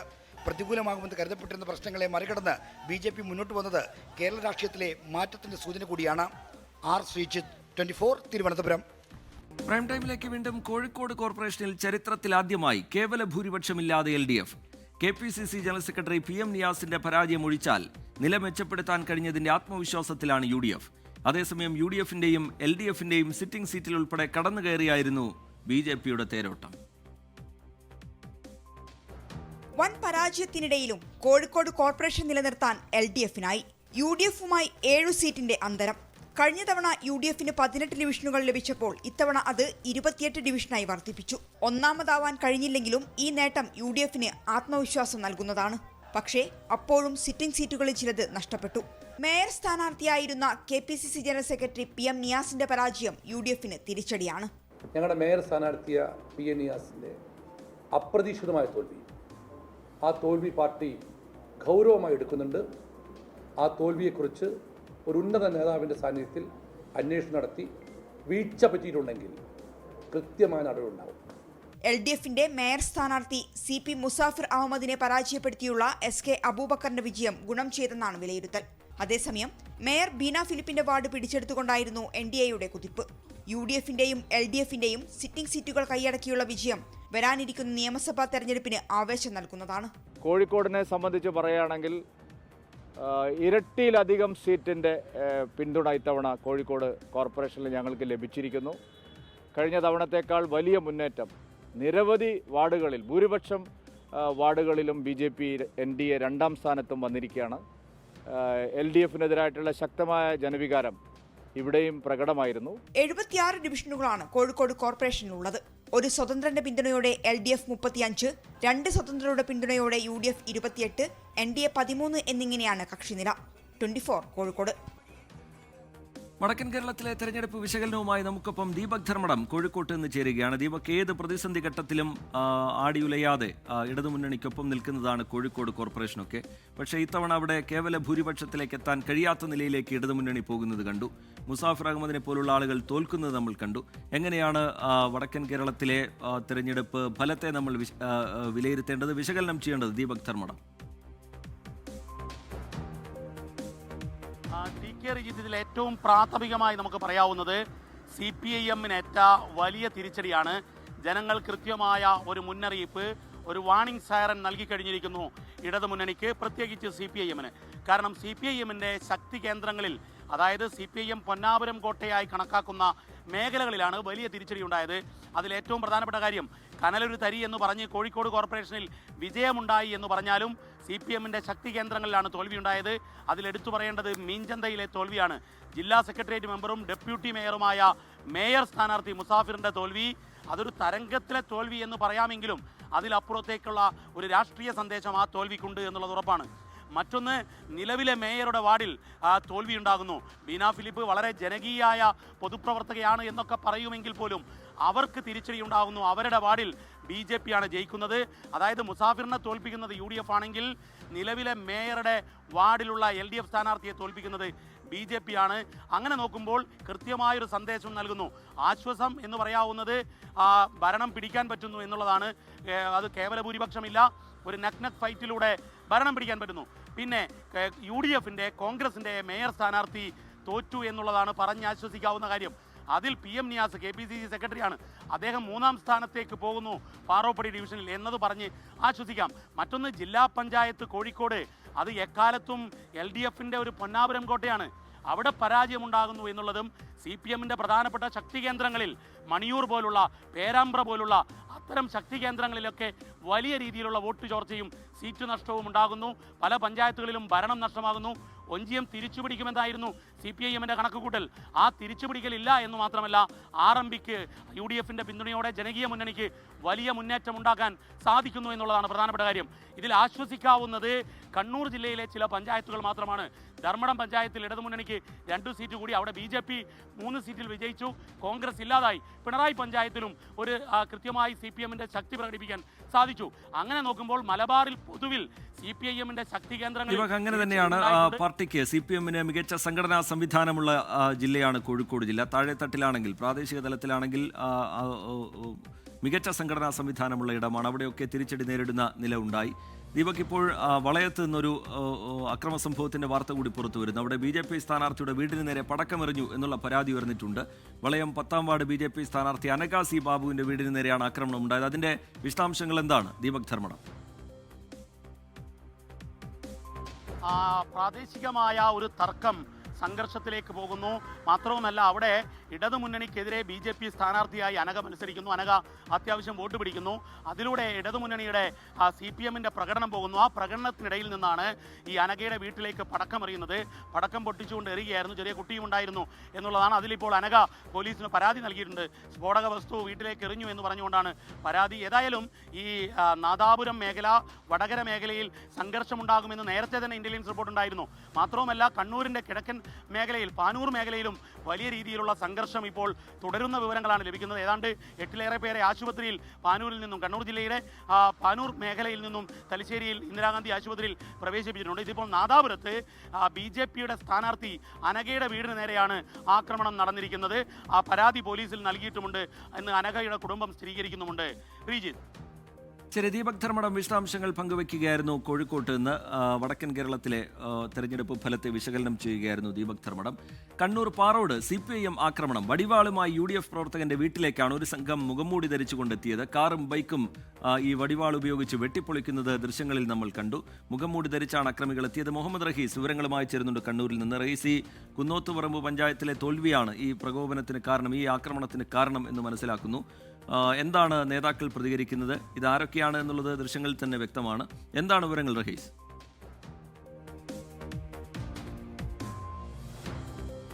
PK, കുന്നോത്തുപറമ്പ് പഞ്ചായത്തിൽ LDF ആയിരുന്നു ഭരണത്തിലുണ്ടായിരുന്നത്. കുന്നോത്തുപറമ്പ് പഞ്ചായത്തിൽ കടുത്ത മത്സരമാണ് ഇത്തവണ ഉണ്ടായിരുന്നത്. അവിടെ 12-11-9 എന്നുള്ളതാണ് നിലവിൽ കക്ഷിനില.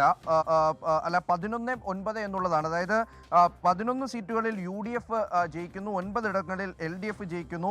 അവിടെ 3 ഇടങ്ങളിൽ അവിടെ NDAയും ജയിക്കുന്നു. അങ്ങനെ പഞ്ചായത്ത് ഭരണം LDFന് നഷ്ടപ്പെട്ടതിന് പിന്നാലെയാണ് ഇത്തരത്തിലുള്ള അനിഷ്ട സംഭവങ്ങളൊക്കെ ഉണ്ടാകുന്നത്, അല്ലെങ്കിൽ അക്രമ സംഭവങ്ങൾ ഉണ്ടാകുന്നത്.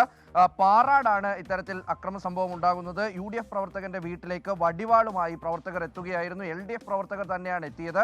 അത് കൊടികൊണ്ടും ഒപ്പം തന്നെ പ്രത്യേക തരത്തിലുള്ള കർച്ചീഫുകൾ, പാർട്ടിയുടെ ചിഹ്നങ്ങളൊക്കെയുള്ള കർച്ചീഫുകൾ കൊണ്ടൊക്കെ മുഖം മറച്ചിട്ടാണ് പലരും പോയത്. അതായത് ഇന്ന് വൈകിട്ട് UDFന്റെ ആഹ്ലാദ പ്രകടനം അവിടെ ഉണ്ടായിരുന്നു.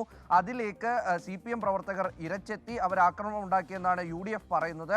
സ്ഥലത്ത് പോലീസ് എത്തിയിരുന്നു. പോലീസ് ഈ 2 കൂട്ടരെയും, ഈ LDF പ്രവർത്തകരെയും ഒപ്പം തന്നെ UDFന്റെ പ്രവർത്തകരെയും ഒക്കെ അവിടെ നിന്ന് മാറ്റി സ്ഥിതിഗതികൾ ശാന്തമാക്കിയതാണ്.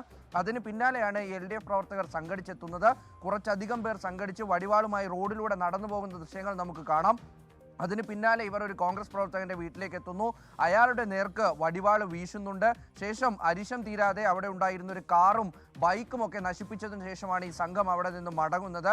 നിരവധിയായ ആളുകളെ അവിടെ ഉണ്ടായിരുന്നവരെ അസഭ്യം പറഞ്ഞുവെന്നും ഭീഷണിപ്പെടുത്തിയെന്നും പരാതി പോയിട്ടുണ്ട്. ഇതിൽ ചിലർക്കൊക്കെ പരിക്കേറ്റിട്ടുമുണ്ട്. ഈ ആദ്യമുണ്ടായ സംഘർഷത്തിലും കല്ലേറിലുമൊക്കെ പെട്ട് ആദ്യം പോലീസ് എത്തുന്നതിന് മുൻപ് അവിടെ ഉണ്ടായ പ്രശ്നത്തിൽ പരിക്കേറ്റ് 8 പേരാണ് നിലവിൽ തലശ്ശേരി ആശുപത്രിയിൽ ചികിത്സ തേടിയിട്ടുള്ളത്.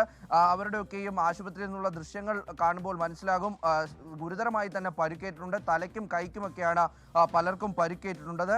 ഈ ആക്രമണത്തിന് പിന്നിൽ CPM ആണ് എന്ന് തന്നെയാണ് പൊതുവിൽ കരുതപ്പെടുന്നത്. അവർ അത്തരത്തിൽ പാർട്ടി കൊടികളൊക്കെയുള്ള ഒരു മുഖം മൂടി ഉപയോഗിച്ചുകൊണ്ട് അത്തരത്തിൽ കൊടികൾ കൊണ്ട് മുഖം മറച്ചിട്ടൊക്കെയാണ് പലരും വരുന്നത്. ചിലർ അത് തലയിൽ കെട്ടുകയായിരുന്നു. എന്തായാലും CPM ആക്രമണത്തിനെതിരെ ഈ DCC പ്രസിഡന്റ് അല്പസമയം മുമ്പ് 24-നോട് പ്രതികരിച്ചിരുന്നു. അപ്പോൾ അങ്ങനെ പല സ്ഥലത്തും പാനൂരൊക്കെ നേരത്തെയും സംഘർഷം ഉണ്ടായിരുന്ന സ്ഥലമാണ്. അവിടെ ഇപ്പോഴും സംഘർഷം ഉണ്ടാകുമെന്നുള്ള ഇന്റലിജൻസ് റിപ്പോർട്ട് ഉണ്ടായിരുന്നു. ശരി, മുഹമ്മദ് റഹീസാണ് കണ്ണൂരിൽ നിന്ന് വിശദാംശങ്ങൾ പങ്കുവയ്ക്കുന്നത്. പാനൂരിലെ അക്രമ സംഭവവുമായി ബന്ധപ്പെട്ട് പ്രതിപക്ഷ നേതാവ് VD സതീശന്റെ പ്രതികരണം കൂടി അല്പസമയം മുമ്പ് പുറത്തു വന്നിരുന്നു.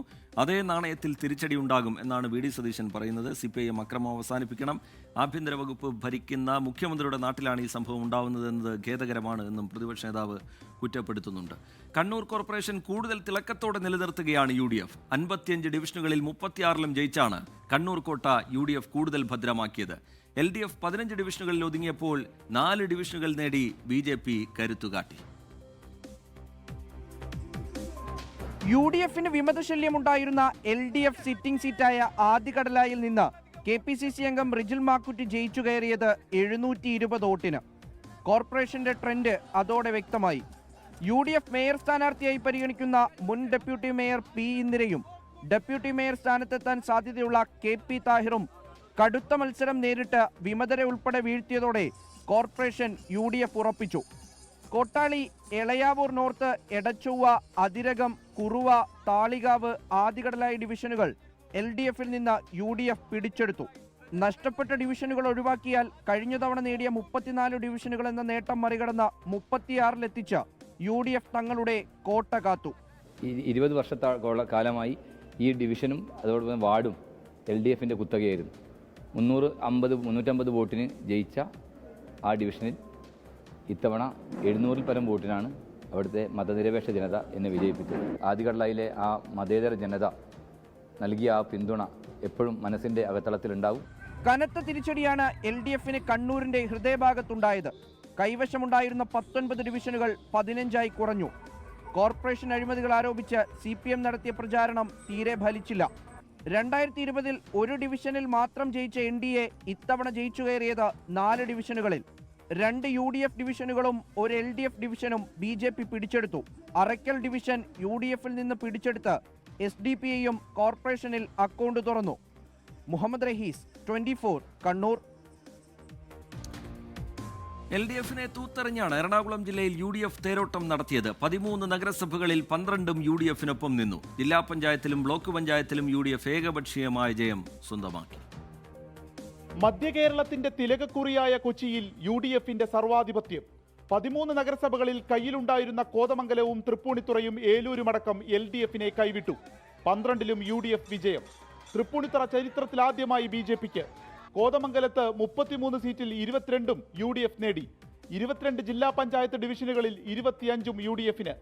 UDFന് സ്ഥാനാർത്ഥിയില്ലാതിരുന്ന കടമക്കുടി ഡിവിഷനിൽ LDF മുന്നിലെത്തി. ജില്ലാ പഞ്ചായത്ത് തുറവൂർ ഡിവിഷനിൽ മത്സരിച്ച KPCC വക്താവ് ജിൻഡോ ജോൺ 10,000-ലധികം വോട്ടുകൾക്കാണ് വിജയിച്ചത്. 14 ബ്ലോക്ക് പഞ്ചായത്തുകളിൽ 12ഇടത്തും UDF വിജയിച്ചു കയറി. വാഴക്കുളം ബ്ലോക്ക് എടത്തല ഡിവിഷനിൽ മത്സരിച്ച KSU നേതാവ് മിവ ജോളി മിന്നും വിജയം നേടി. വൈപ്പിൻ LDFനൊപ്പം നിന്നു. 82 പഞ്ചായത്തുകളിൽ ഭൂരിഭാഗവും UDFനെ തുണച്ചു. കാലടി 19-ാം വാർഡിൽ LDF സ്ഥാനാർത്ഥി 1 വോട്ടിന് ജയിച്ചു. UDF റീകൗണ്ടിംഗ് ആവശ്യപ്പെട്ടു. കൂത്താട്ടുകുളത്ത് LDF സ്ഥാനാർത്ഥി മായാവി തോറ്റു. പെരുമ്പാവൂർ വേങ്ങൂർ പഞ്ചായത്ത് ഭരണം ഇടതുപക്ഷത്തിൽ നിന്ന് UDF പിടിച്ചെടുത്തു. മുനമ്പം ഭൂസമരം നടന്ന പള്ളിപ്പുറം പഞ്ചായത്തിലെ 1-ാം വാർഡ് BJP പിടിച്ചെടുത്തു. പഞ്ചായത്ത് LDF നിലനിർത്തി. 24 കൊച്ചി. മധ്യകേരളത്തിലെ തദ്ദേശ വിധിയുടെ വിശകലനവുമായി വിപിൻ സി വിജയൻ കൊച്ചിയിൽ നിന്ന് നമുക്കൊപ്പം ചേരുകയാണ്. വിപിൻ, കൊച്ചി കോർപ്പറേഷൻ ഭരണം ഇടതുമുന്നണിക്ക് നഷ്ടമാവുന്നു. അത് UDF പിടിച്ചെടുക്കുന്നു. തൃപ്പൂണിത്തുറയിൽ BJP ഉണ്ടാക്കിയ മുന്നേറ്റം ശ്രദ്ധേയമാണ്. ഒപ്പം തന്നെ മധ്യകേരളത്തിലെ തെരഞ്ഞെടുപ്പ് നമ്മൾ വിശകലനം ചെയ്യുമ്പോൾ ശ്രദ്ധേയമായ മറ്റൊന്ന് കേരള കോൺഗ്രസ് എമ്മിന് നേരിടേണ്ടി വന്ന തിരിച്ചടി കൂടിയാണ്. വിപിൻ സി വിജയൻ.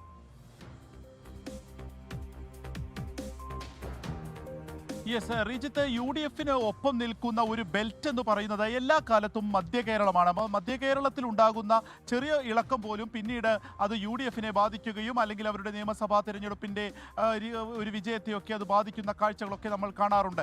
ആ ഒരു ബെൽറ്റ് ഇപ്രാവശ്യം ഉറച്ച് യു ഡി എഫിനൊപ്പം നിൽക്കുന്നു എന്നുള്ളതാണ് ഈ തദ്ദേശ തെരഞ്ഞെടുപ്പിന്റെ ഏറ്റവും പ്രധാനമായിട്ടുള്ള ഒരു രാഷ്ട്രീയ കാഴ്ച. കാരണം തൃശ്ശൂരിലായാലും ആലപ്പുഴയിലായാലും കോട്ടയത്തും എറണാകുളത്തും ഒക്കെ യു ഡി എഫിന്റെ ഒരു സർവാധിപത്യം നമുക്ക് കാണാൻ സാധിക്കുന്നുണ്ട്. അത് യു ഡി എഫിനൊപ്പം നിൽക്കുന്നു എന്നതിനപ്പുറമായിട്ട് ഒരു ഭരണവിരുദ്ധ തരംഗം ഉണ്ടായിട്ടുണ്ട് എന്നുള്ളത് ഈ ഒരു സമയത്ത് നമുക്ക് വിലയിരുത്താൻ കഴിയും.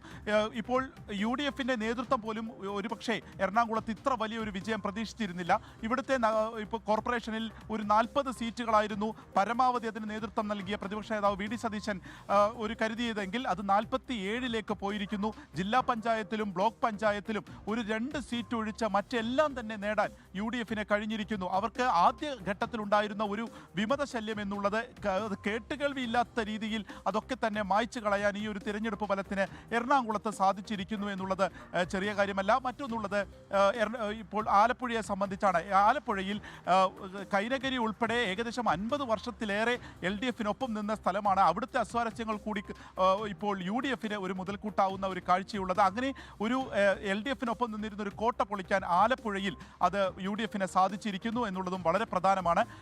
ഈ പറഞ്ഞതുപോലെ തന്നെ റിജിത്ത് സൂചിപ്പിച്ചതുപോലെ തന്നെ കോട്ടയത്തേക്കും ഒപ്പം തന്നെ ഇടുക്കിയിലേക്കും വരികയാണെങ്കിൽ കേരള കോൺഗ്രസിന് സംഭവിച്ചിട്ടുള്ള വലിയ രീതിയിലുള്ള ഒരു വീഴ്ച, കേരള കോൺഗ്രസ് എമ്മിന് സംഭവിച്ചിട്ടുള്ള ഒരു വീഴ്ചയാണ്. പാലയിൽ പോലും അവരുടെ കയ്യിലുണ്ടായിരുന്ന ഭരണം നഷ്ടപ്പെടുന്നു. അവിടെ സ്വതന്ത്രനായിട്ടുള്ള ബിനു പുളിക്കക്കണ്ടം ജയിക്കുന്നു.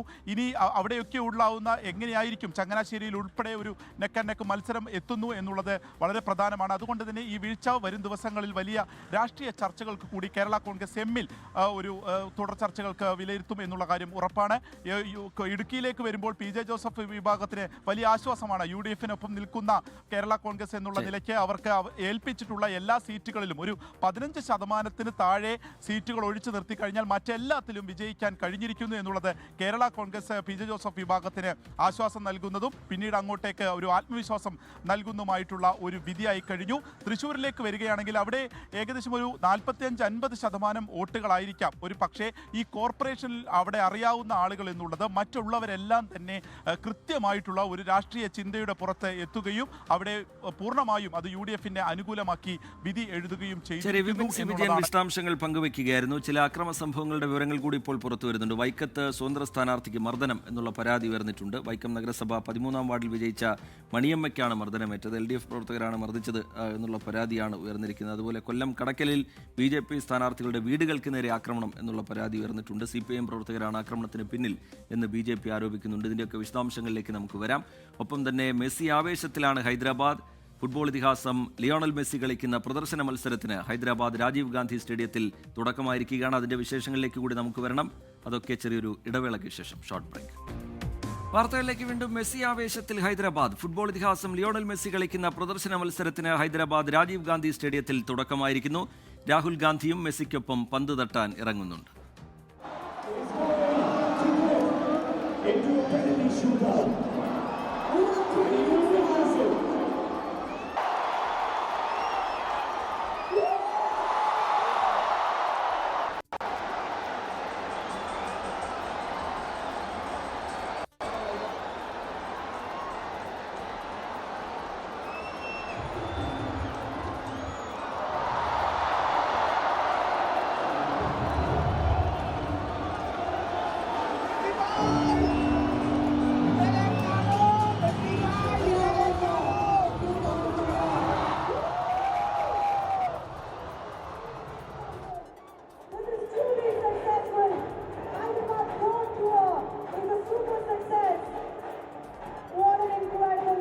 പറ്റിയില്ല എന്ന പരാതിയും ആക്ഷേപമൊക്കെ ഉന്നയിച്ച് വലിയ സംഘർഷത്തിലേക്കൊക്കെ കാര്യങ്ങൾ പോയതാണ്. ആരാധകർ പ്രകോപിതരാവുന്നതൊക്കെ നമ്മൾ കണ്ടിരുന്നു. ഇപ്പോഴതൊക്കെ മാറി കളിയുടെ ആവേശത്തിലേക്ക് പൂർണ്ണമായി എത്തുകയാണ്. എന്താണ് രാജീവ് ഗാന്ധി സ്റ്റേഡിയത്തിൽ നിന്നുള്ള കാഴ്ചകൾ? അനിൽ വാസുദേവ്.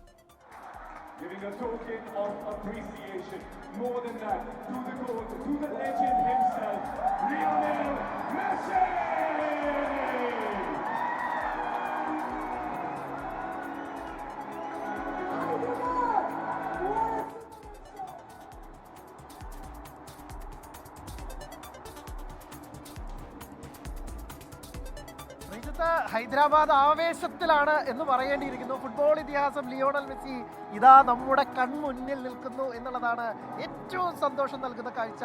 ലിയോണൽ മെസ്സി തന്റെ ആ വിഖ്യാതമായ ആൽപീസ് സെലസ്റ്റൻ ജേഴ്സി ഇപ്പോൾ രാഹുൽ ഗാന്ധിക്ക് കൈമാറുന്ന കാഴ്ചയാണ് ക്യാമറ കണ്ണിലൂടെ 24ന്റെ ഈ മാജിക് സ്ക്രീനിലൂടെ നമ്മുടെ പ്രിയപ്പെട്ട പ്രേക്ഷകർക്ക് കാണിച്ചു കൊടുക്കാൻ സാധിക്കുന്നത്.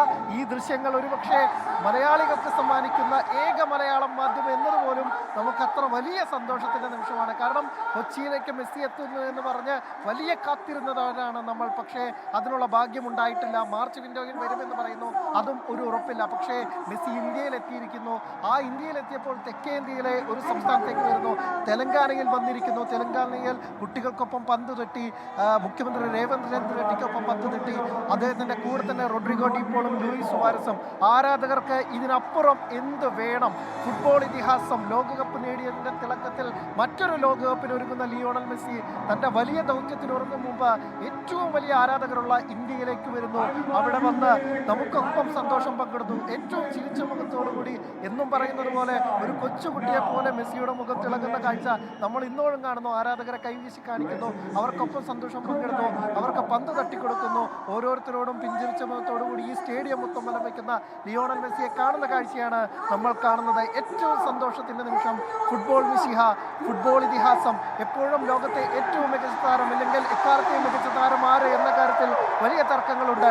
പക്ഷേ ലിയോണൽ മെസ്സിയാണ് ഗോട്ട് എന്നുള്ളത് പലരും പറയുന്നു. പക്ഷെ ഒരിക്കലും അദ്ദേഹം അത് പറയുന്നില്ല എന്നുള്ളതാണ് അദ്ദേഹത്തെ പലപ്പോഴും വേറിട്ട് നിർത്തുന്നത്. ആ മെസ്സി ഇതാ നമ്മുടെ നാട്ടിൽ, നമ്മുടെ ഇന്ത്യയിൽ ഇതാ കാണികൾക്ക് മുന്നിലൂടെ അദ്ദേഹത്തിന്റെ ഹൈദരാബാദിലെ പര്യടനം പൂർത്തിയാക്കിക്കൊണ്ട് ഇതാ നടന്നകലുന്ന കാഴ്ച കാണുകയാണ്. പ്രിയ പ്രേക്ഷകർക്ക് മുന്നിൽ 24 മുന്നോട്ട് വെക്കുന്നു. ഇതാ ലിയോണൽ മെസ്സിയുടെ മനോഹരമായ ദൃശ്യം. ലിയോണൽ മെസ്സി ആരാധകരെ കൈവീശി കാണിക്കുന്ന ഏറ്റവും സന്തോഷത്തിന്റെ നിമിഷം. ഒരുപക്ഷെ ലുസൈൽ സ്റ്റേഡിയത്തിൽ നമ്മളെല്ലാവരും കണ്ടതാണ് ലിയോണൽ മെസ്സി ആ കിരീടം ഉയർത്തുന്നത്.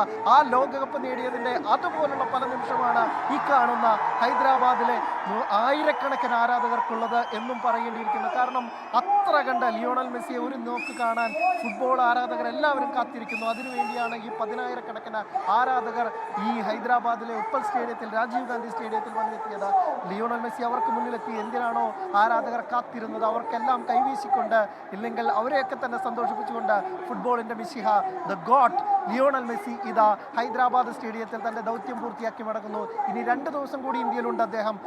നാളെ മുംബൈയിലും അതിനുശേഷം ഡൽഹിയിലും വിവിധ പരിപാടികളിൽ പങ്കെടുക്കുന്നു.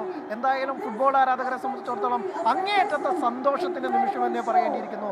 ലോകകപ്പ് നേടിയ ശേഷം ലിയോണൽ മെസ്സി ഇന്ത്യയിലേക്ക് അർജന്റീന ടീമോ അദ്ദേഹം എത്തുന്നു എന്നുള്ള പറഞ്ഞ് വലിയ രീതിയിൽ കാത്തിരുന്നവരാണ്. പക്ഷേ നമുക്ക് നമ്മുടെ നാട്ടിൽ കേരളത്തിൽ കാണാൻ പറ്റിയില്ല. പക്ഷേ ഹൈദരാബാദിൽ തൊട്ടടുത്ത സംസ്ഥാനത്തൊക്കെ തന്നെ അദ്ദേഹം വരുന്നു.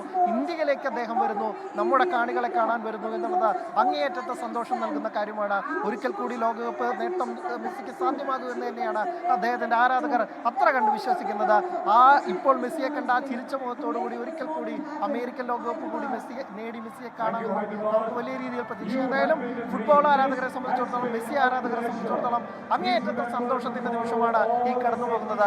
The god Lionel Messi, football മിശിഹ നമ്മുടെ നാട്ടിൽ ഇന്ത്യയിൽ ഹൈദരാബാദിൽ വന്നിരിക്കുന്നു നമ്മുടെ ആരാധകരെ കാണാൻ. കായിക പ്രേമികളെ സംബന്ധിച്ചിടത്തോളം, ഫുട്ബോൾ ആരാധകരെ സംബന്ധിച്ചിടത്തോളം ഇതിനേക്കാൾ സുവർണ നിമിഷമില്ല, ഇതിനേക്കാൾ സന്തോഷകരമായ മറ്റൊരു നിമിഷം ഇല്ല. രാജീവ് ഗാന്ധി സ്റ്റേഡിയത്തിൽ നിന്നുള്ള തത്സമയ ദൃശ്യങ്ങളാണ് പ്രേക്ഷകർ കാണുന്നത്. 24ന്റെ പ്രതിനിധി അനിൽ വാസുദേവ് തത്സമയം വിവരങ്ങൾ, ദൃശ്യങ്ങൾ പ്രേക്ഷകർക്ക് മുമ്പിലേക്ക് എത്തിക്കുകയാണ്.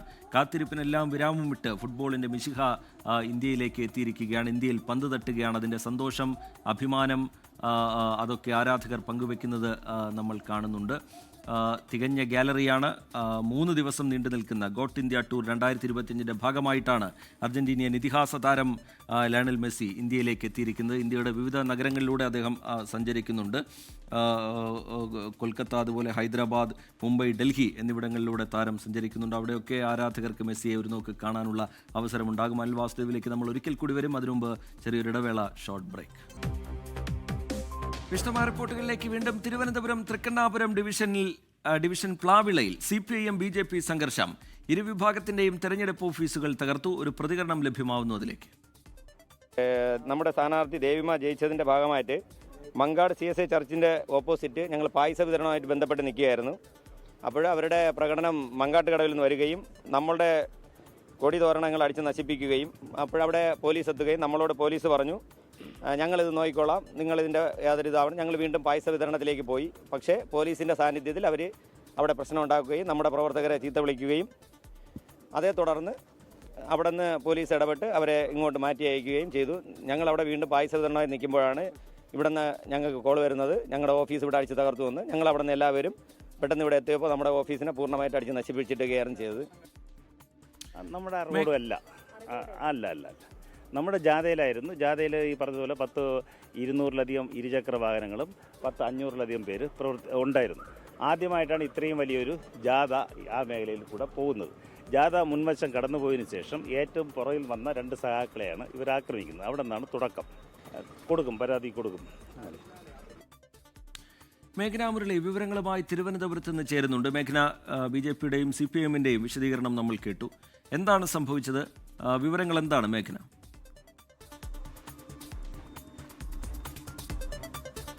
തിരുവനന്തപുരം കോർപ്പറേഷനിലെ തൃക്കണ്ണാപുരം ഡിവിഷൻ ഈ തിരഞ്ഞെടുപ്പിന് മുന്നേ തന്നെ വലിയ വിവാദ കേന്ദ്രമായിരുന്നു, വാർത്താ കേന്ദ്രമായിരുന്നു. അതിൽ പ്രധാനപ്പെട്ടത് BJP പ്രവർത്തകനായിരുന്ന ആനന്ദ് കെ തമ്പിയുടെ ആത്മഹത്യയാണ്. അതിനുശേഷം BJPയിൽ നിന്ന് 10 വർഷങ്ങൾക്ക് ശേഷമാണ് CPM ഈ ഡിവിഷൻ തിരിച്ചുപിടിക്കുന്നത്. അതിനെ തുടർന്നുണ്ടായിട്ടുള്ള ഒരു പ്രശ്നമാണ് ഇവിടെ ഈ ഡിവിഷൻ ഉണ്ടാവുകയും ചെയ്തിട്ടുള്ളത്. CPMന്റെ ആഹ്ലാദ പ്രകടനത്തിനിടെയാണ് ആദ്യം സംഘർഷങ്ങൾ തുടക്കം ഉണ്ടാകുന്നത്. അതിൽ ഇപ്പോൾ BJPയുടെയും അതുപോലെ തന്നെ CPMന്റെയും തിരഞ്ഞെടുപ്പ് കമ്മിറ്റി ഓഫീസുകൾ തകർത്തിട്ടുണ്ട്. അതുപോലെ തന്നെ BJP CPM പ്രവർത്തകർ തമ്മിൽ നേരിയ സംഘർഷവും ഉണ്ടായിട്ടുണ്ട്.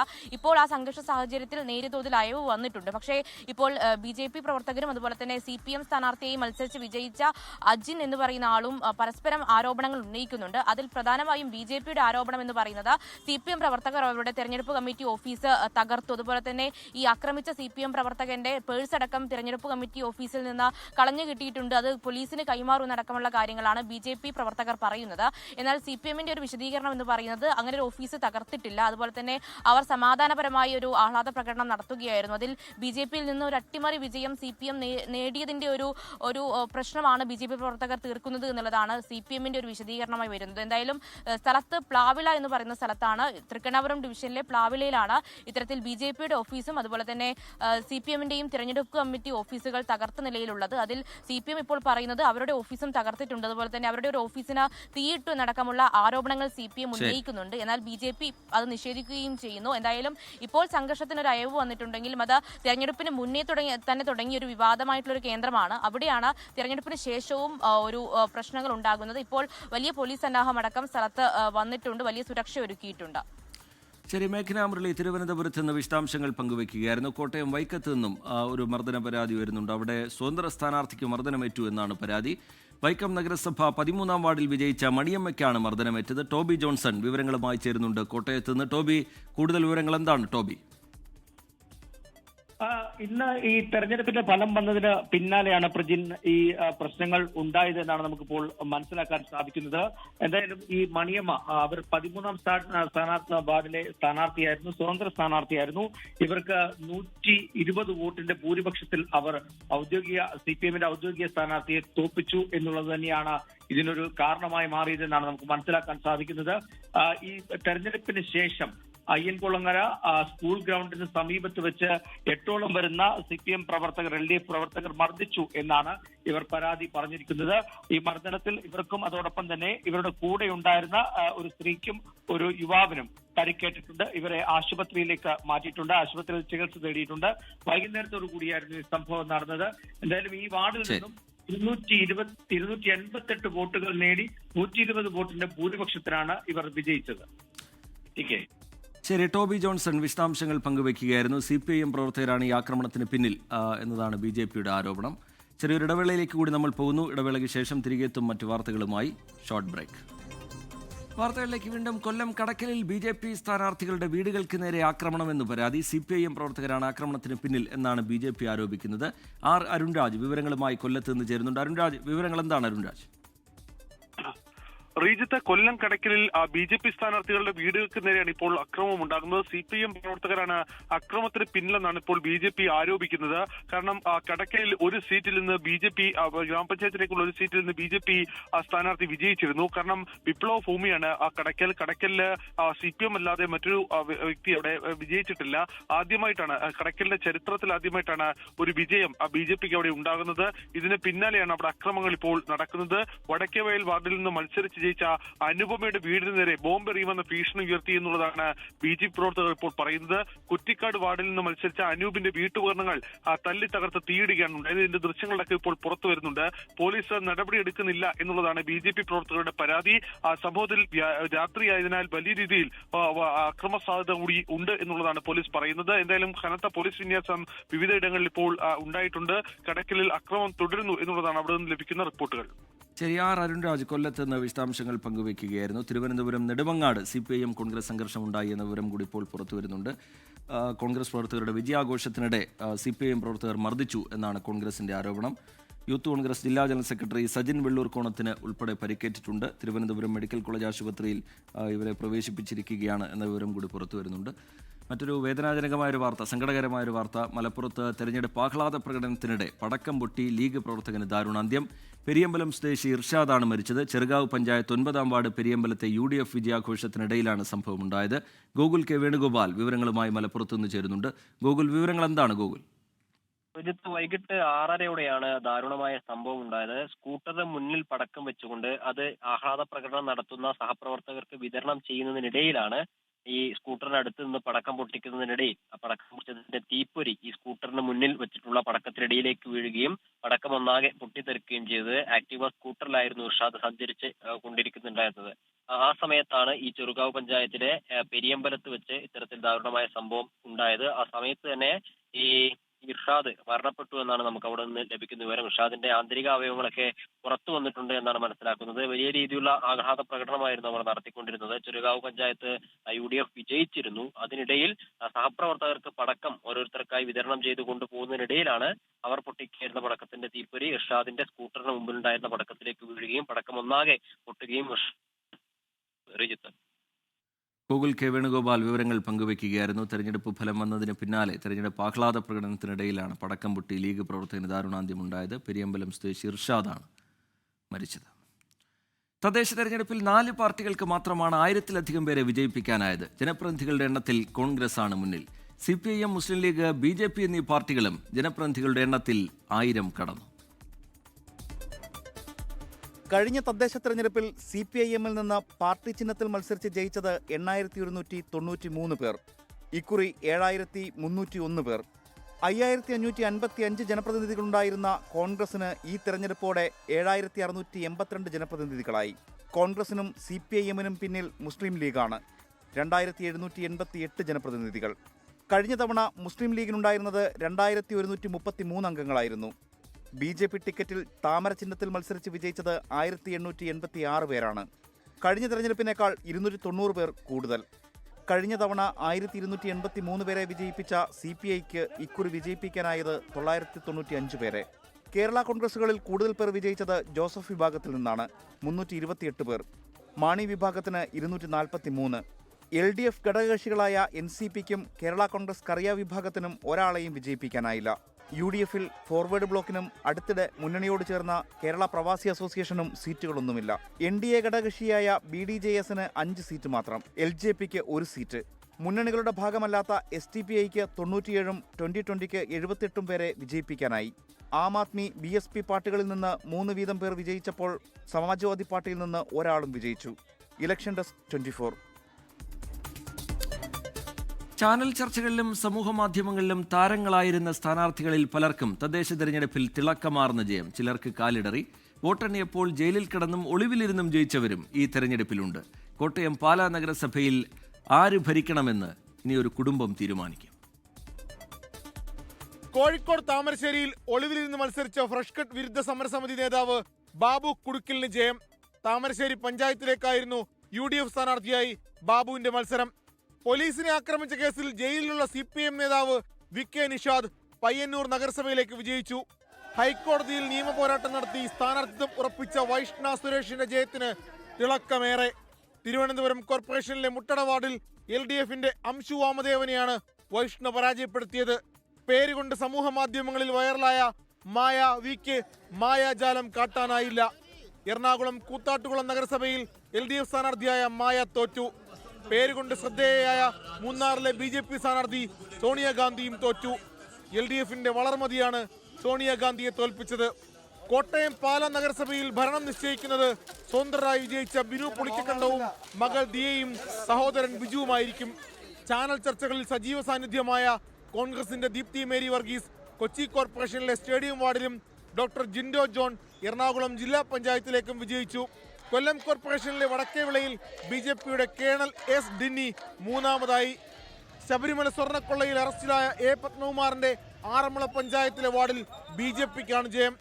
എന്നാൽ ശബരിമല ക്ഷേത്രം സ്ഥിതി ചെയ്യുന്ന റാന്നി പെരുന്നാട് പഞ്ചായത്തിലെ ശബരിമല വാർഡിൽ CPM സ്ഥാനാർത്ഥി PS ഉത്തമൻ വിജയിച്ചു. LDFനും UDFനും തുല്യ വോട്ട് കിട്ടിയതിനാൽ ടോസിലൂടെയാണ് LDF ജയം. NSS ആസ്ഥാനമായ പെരുന്നയിൽ NDAയ്ക്കും SNDP യോഗം ജനറൽ സെക്രട്ടറി വെള്ളാപ്പള്ളി നടേശന്റെ വാർഡിൽ UDFനുമാണ് വിജയം. Election desk 24. തെരഞ്ഞെടുപ്പ് വിശേഷങ്ങൾ ഇനിയുമുണ്ട്. ചെറിയൊരു ഇടവേളയ്ക്ക് ശേഷം വാർത്തകളിലേക്ക് വീണ്ടും. കേരള കോൺഗ്രസ് എമ്മിന്റെ തട്ടകത്തിൽ കാലിടറി ജോസ് കെ മാണിയും കൂട്ടരും. UDFും സ്വതന്ത്രരും കരുത്ത് തെളിയിച്ചപ്പോൾ പാലായിൽ LDFന് നഗരസഭാ ഭരണം നഷ്ടമായി. പഞ്ചായത്തിലും തിരിച്ചടി നേരിട്ടു. എന്നാൽ CPIഎമ്മുമായി താരതമ്യം ചെയ്യുമ്പോൾ കാര്യമായ പരിക്കുകൾ പറ്റിയിട്ടില്ല എന്നാണ് കേരള കോൺഗ്രസ് നേതാക്കൾ പറയുന്നത്. കഴിഞ്ഞ തവണ കേരള കോൺഗ്രസ് എം UDF വിട്ട് വന്നതിന് പിന്നാലെ വലിയ മുന്നേറ്റം ജില്ലയിൽ LDFന് നേടാനായി. എന്നാൽ 5 വർഷത്തിനിപ്പുറം ജോസ് കെ മാണിക്കും കൂട്ടർക്കും കാര്യമായ നേട്ടമുണ്ടാക്കാൻ സാധിച്ചില്ല. പാലാ നഗരസഭ പോലും നഷ്ടപ്പെടുന്ന സാഹചര്യമുണ്ടായി. കോൺഗ്രസ് വിമതരും കരുത്തു തെളിയിച്ചതോടെ LDFന് കേവല ഭൂരിപക്ഷം നേടാനായില്ല. എന്നാൽ തോൽവിയുടെ ആഴം പരിശോധിക്കുമ്പോൾ LDFിലെ മറ്റ് മുന്നണികൾക്കേറ്റത്ര പരിക്കുകൾ തങ്ങൾക്കേറ്റിട്ടില്ലെന്നാണ് കേരള കോൺഗ്രസ് എമ്മിന്റെ വിലയിരുത്തൽ. അതുകൊണ്ട് തന്നെ ഇത് വരും ദിവസങ്ങളിൽ ചർച്ചയായേക്കാം. എന്നാൽ മുന്നണി മാറ്റം അജണ്ടയിലില്ലെന്നാണ് ജോസ് കെ മാണി പറയുന്നത്. കേരള കോൺഗ്രസ് ഒറ്റ നിലപാടുള്ളൂ, അത് ഇടതുപക്ഷത്തിനോടൊപ്പമാണ്. ആ നിലപാടിൽ തന്നെ ഉറച്ചു നിൽക്കും. അതിനകത്ത് വിജയവും പരാജയവും ഉണ്ടാവും. ആ വിജയം ഉണ്ടാകുമ്പോൾ എല്ലാം നമ്മുടേത്, പരാജയം ഉണ്ടാകുമ്പോൾ എല്ലാം അപ്പുറത്ത്. അങ്ങനെ പറയാൻ പറ്റില്ല. ജോസഫ് ഗ്രൂപ്പിന്റെ പ്രകടനവുമായി താരതമ്യം ചെയ്യുമ്പോൾ ജോസ് കെ മാണി വിഭാഗത്തിന് ആശ്വാസമുണ്ട്. ജോസഫ് വിഭാഗം ജില്ലാ പ്രസിഡന്റിനെ തോൽപ്പിച്ചതും പഞ്ചായത്തുകളിലെ മേൽക്കൈയും ജോസ് ഉയർത്തിക്കാട്ടും. തെരഞ്ഞെടുപ്പിന് മുമ്പ് കേരള കോൺഗ്രസ് എമ്മിനെ UDFിലേക്ക് നിരന്തരം നേതാക്കൾ ക്ഷണിച്ചിരുന്നു. നിലവിലെ സാഹചര്യത്തിൽ ആ ക്ഷണം ഇനിയും ഉണ്ടാകുമോ എന്നാണ് അറിയേണ്ടത്. അങ്ങനെയാണെങ്കിൽ എന്തായിരിക്കും കേരള കോൺഗ്രസ് എമ്മിന്റെ മറുപടി? കോട്ടയത്ത് നിന്ന് അരുൺ നീണ്ടൂരിനൊപ്പം ടോബി ജോൺസൺ, 24. തദ്ദേശ തെരഞ്ഞെടുപ്പിൽ മുസ്ലിം ലീഗിനും മിന്നുന്ന ജയം സ്വന്തമാക്കാൻ കഴിഞ്ഞു. വെൽഫെയർ പാർട്ടിയുമായുള്ള തെരഞ്ഞെടുപ്പ് ധാരണ സംസ്ഥാന വ്യാപകമായി CPIഎം പ്രചാരണായുധമാക്കിയെങ്കിലും ലീഗിന്റെ അടിത്തറ ഭദ്രമാണെന്ന് തെളിയിക്കുന്നതാണ് തെരഞ്ഞെടുപ്പ് വിജയം. മലബാർ മേഖലയിൽ ലീഗിനുള്ള ആധിപത്യത്തിന് ഒട്ടും കുറവില്ലെന്ന് തെളിയിക്കുന്നതാണ് തെരഞ്ഞെടുപ്പിലെ പാർട്ടിയുടെ പ്രകടനം. മേഖലയിലെ ഗ്രാമപഞ്ചായത്തുകളിലും മുനിസിപ്പാലിറ്റികളിലും ജില്ലാ പഞ്ചായത്തിലും മുസ്ലിം ലീഗിന്റെ ശക്തമായ പടയോട്ടമാണ് കണ്ടത്. UDF വെൽഫെയർ പാർട്ടി സഹകരണം വർഗീയ കൂട്ടുകെട്ടാണെന്ന ആരോപണവുമായി മലപ്പുറത്ത് മുസ്ലിം ലീഗിനെതിരെയായിരുന്നു ഇടതുപക്ഷത്തിന്റെ പ്രധാന പ്രചരണം. മുസ്ലിം സംഘടനകളെ UDFിൽ നിന്ന് അകറ്റുക എന്നതായിരുന്നു ഈ നീക്കത്തിന്റെ ലക്ഷ്യം. പക്ഷേ ആ ശ്രമങ്ങൾ വോട്ടായി മാറിയില്ല. സമസ്ത EKAP വിഭാഗങ്ങൾ പിന്തുണ പരസ്യമാക്കിയില്ലെങ്കിലും ആ വോട്ടുകളും ഒപ്പം നിർത്താനായി. കൂടാതെ വെൽഫെയർ പാർട്ടിയുടെ വോട്ടുകൾ കൂടി ചേർന്നതോടെ UDFിന്റെ അടിത്തറ കൂടുതൽ ഭദ്രമായി. സമസ്തയിലെ ഭിന്നത താഴെത്തട്ടിൽ പ്രതിഫലിക്കുമെന്ന ഇടതുപക്ഷ വിലയിരുത്തലുകൾ പൂർണ്ണമായും തെറ്റിപ്പോയി. നിലമ്പൂർ ഉൾപ്പെടെയുള്ള മലയോര മേഖലകളിൽ PV അൻവറുമായി സഹകരിച്ചുള്ള മുസ്ലിം ലീഗ് സ്വീകരിച്ച പ്രാദേശിക രാഷ്ട്രീയ നീക്കങ്ങളും വിജയത്തിന് വഴിയൊരുക്കി. ജില്ലാ പഞ്ചായത്തിലേക്ക് ഒരു സീറ്റ് പോലും നഷ്ടപ്പെടാതെ മുസ്ലിം ലീഗ് മുന്നേറി. നിലമ്പൂർ നഗരസഭയിൽ UDF ഭരണം തിരിച്ചുപിടിച്ചു. പതിറ്റാണ്ടുകൾക്ക് ശേഷം പെരിന്തൽമണ്ണ മുനിസിപ്പാലിറ്റിയും UDFിന്റെ കൈകളിലേക്കെത്തി. വെൽഫെയർ ബന്ധമുയർത്തി രാഷ്ട്രീയ നേട്ടമുണ്ടാക്കാൻ ശ്രമിച്ചപ്പോൾ മലപ്പുറം മറുപടി പറഞ്ഞത് വോട്ടിലൂടെയാണ്. മുസ്ലിം ലീഗ് അടിത്തറ ഇന്നും ഉറപ്പുള്ളതാണെന്ന് ഈ ഫലം വീണ്ടും തെളിയിക്കുന്നു. സമീർ ബിൻ കരീം, 24, തിരൂർ. തദ്ദേശ തെരഞ്ഞെടുപ്പ് ഫലം സംസ്ഥാനത്ത് UDF-ന് അനുകൂലമായപ്പോഴും കാസർഗോഡ് ജില്ലയിൽ LDF-ന് ആശ്വസിക്കാം. ജില്ലാ പഞ്ചായത്തും നഗരസഭകളും ബ്ലോക്ക് പഞ്ചായത്തുകളും നിലനിർത്താൻ LDF-ന് കഴിഞ്ഞു. ജില്ലാ പഞ്ചായത്തിലും കാഞ്ഞങ്ങാട് നഗരസഭയിലും ഇഞ്ചോടിഞ്ച് പോരാട്ടം നടന്നെങ്കിലും അവസാന ഫലം LDF-ന് അനുകൂലമാണ്. ജില്ലയിലെ 5 പഞ്ചായത്തുകളിൽ ഒരു മുന്നണിക്കും ഭൂരിപക്ഷം നേടാൻ കഴിഞ്ഞില്ല. കാസർഗോഡ് ജില്ലാ പഞ്ചായത്തും കാഞ്ഞങ്ങാട് നീലേശ്വരം മുനിസിപ്പാലിറ്റികളും 4 ബ്ലോക്ക് പഞ്ചായത്തുകളും നിലനിർത്തിയതാണ് LDF-ന് ആകെയുള്ള ആശ്വാസം. 2020 തെരഞ്ഞെടുപ്പിൽ സ്വതന്ത്രന്റെ പിന്തുണയോടെയാണ് LDF ജില്ലാ പഞ്ചായത്ത് ഭരിച്ചതെങ്കിൽ ഇത്തവണ സ്ഥിതി മാറി. കള്ളാർ, പുത്തികെ, പിലിക്കോട്, ബേക്കൽ തുടങ്ങിയ ജില്ലാ പഞ്ചായത്ത് ഡിവിഷനുകളിൽ കടുത്ത മത്സരം കാഴ്ചവെച്ചെങ്കിലും ആകെയുള്ള 18 സീറ്റിൽ 9 സീറ്റ് LDF നേടി. 2020 NDA-ക്കൊപ്പം നിന്ന പുത്തികെ ജില്ലാ ഡിവിഷൻ ഇത്തവണ UDF-നെ തുണച്ചു. UDF-ഉം LDF-ഉം തമ്മിൽ ശക്തമായ മത്സരം നടന്ന കാഞ്ഞങ്ങാട് നഗരസഭ LDF നിലനിർത്തി. കാഞ്ഞങ്ങാട്, കാസർഗോഡ് നഗരസഭകളിൽ NDA-ക്ക് 2 വീതം സീറ്റുകൾ നഷ്ടമായി. എന്നാൽ ജില്ലയിലെ 6 പഞ്ചായത്തുകളിൽ LDF-ന് ഭരണം നഷ്ടമായി. അതേസമയം 18 പഞ്ചായത്തുകളിൽ ഭരണം പിടിച്ച് UDF ജില്ലയിൽ കരുത്തുകാട്ടി. UDF-ൽ നിന്ന് കുമ്പടാജെ പിടിച്ചെടുത്തതോടെ 3 പഞ്ചായത്തുകൾ NDA-ക്കൊപ്പം നിന്നു. BJP-ക്ക് മേൽക്കൈയുള്ള ബെള്ളൂർ ഉൾപ്പെടെ പുല്ലൂർ പെരിയ, പുത്തികെ, ബദിയടുക്ക എന്നിവിടങ്ങളിൽ ഭരണം ആർക്കെന്നറിയാൻ ഇനിയും കാത്തിരിക്കേണ്ടി വരും. 24 കാസർഗോഡ്. ഇപ്പോൾ ലഭിക്കുന്ന ഒരു വാർത്തയുടെ വിശദാംശങ്ങൾ കൂടി പ്രേക്ഷകരെ അറിയിക്കാം. അത് തൃശ്ശൂരിൽ നിന്നാണ്. തൃശ്ശൂർ പുന്നയൂർക്കുളം കിഴക്കേച്ചിറായിൽ CPI-ന്റെ വിജയാഹ്ലാദത്തിനിടെ ആക്രമണം എന്ന് പരാതി. 8 കുട്ടികൾക്ക് പരിക്കേറ്റു എന്ന പരാതി കൂടി ഉയർന്നിട്ടുണ്ട്. അതിന്റെ ദൃശ്യങ്ങളാണ് ഇപ്പോൾ പ്രേക്ഷകർ കാണുന്നത്. ആദ്യം ദൃശ്യങ്ങളിലേക്ക്.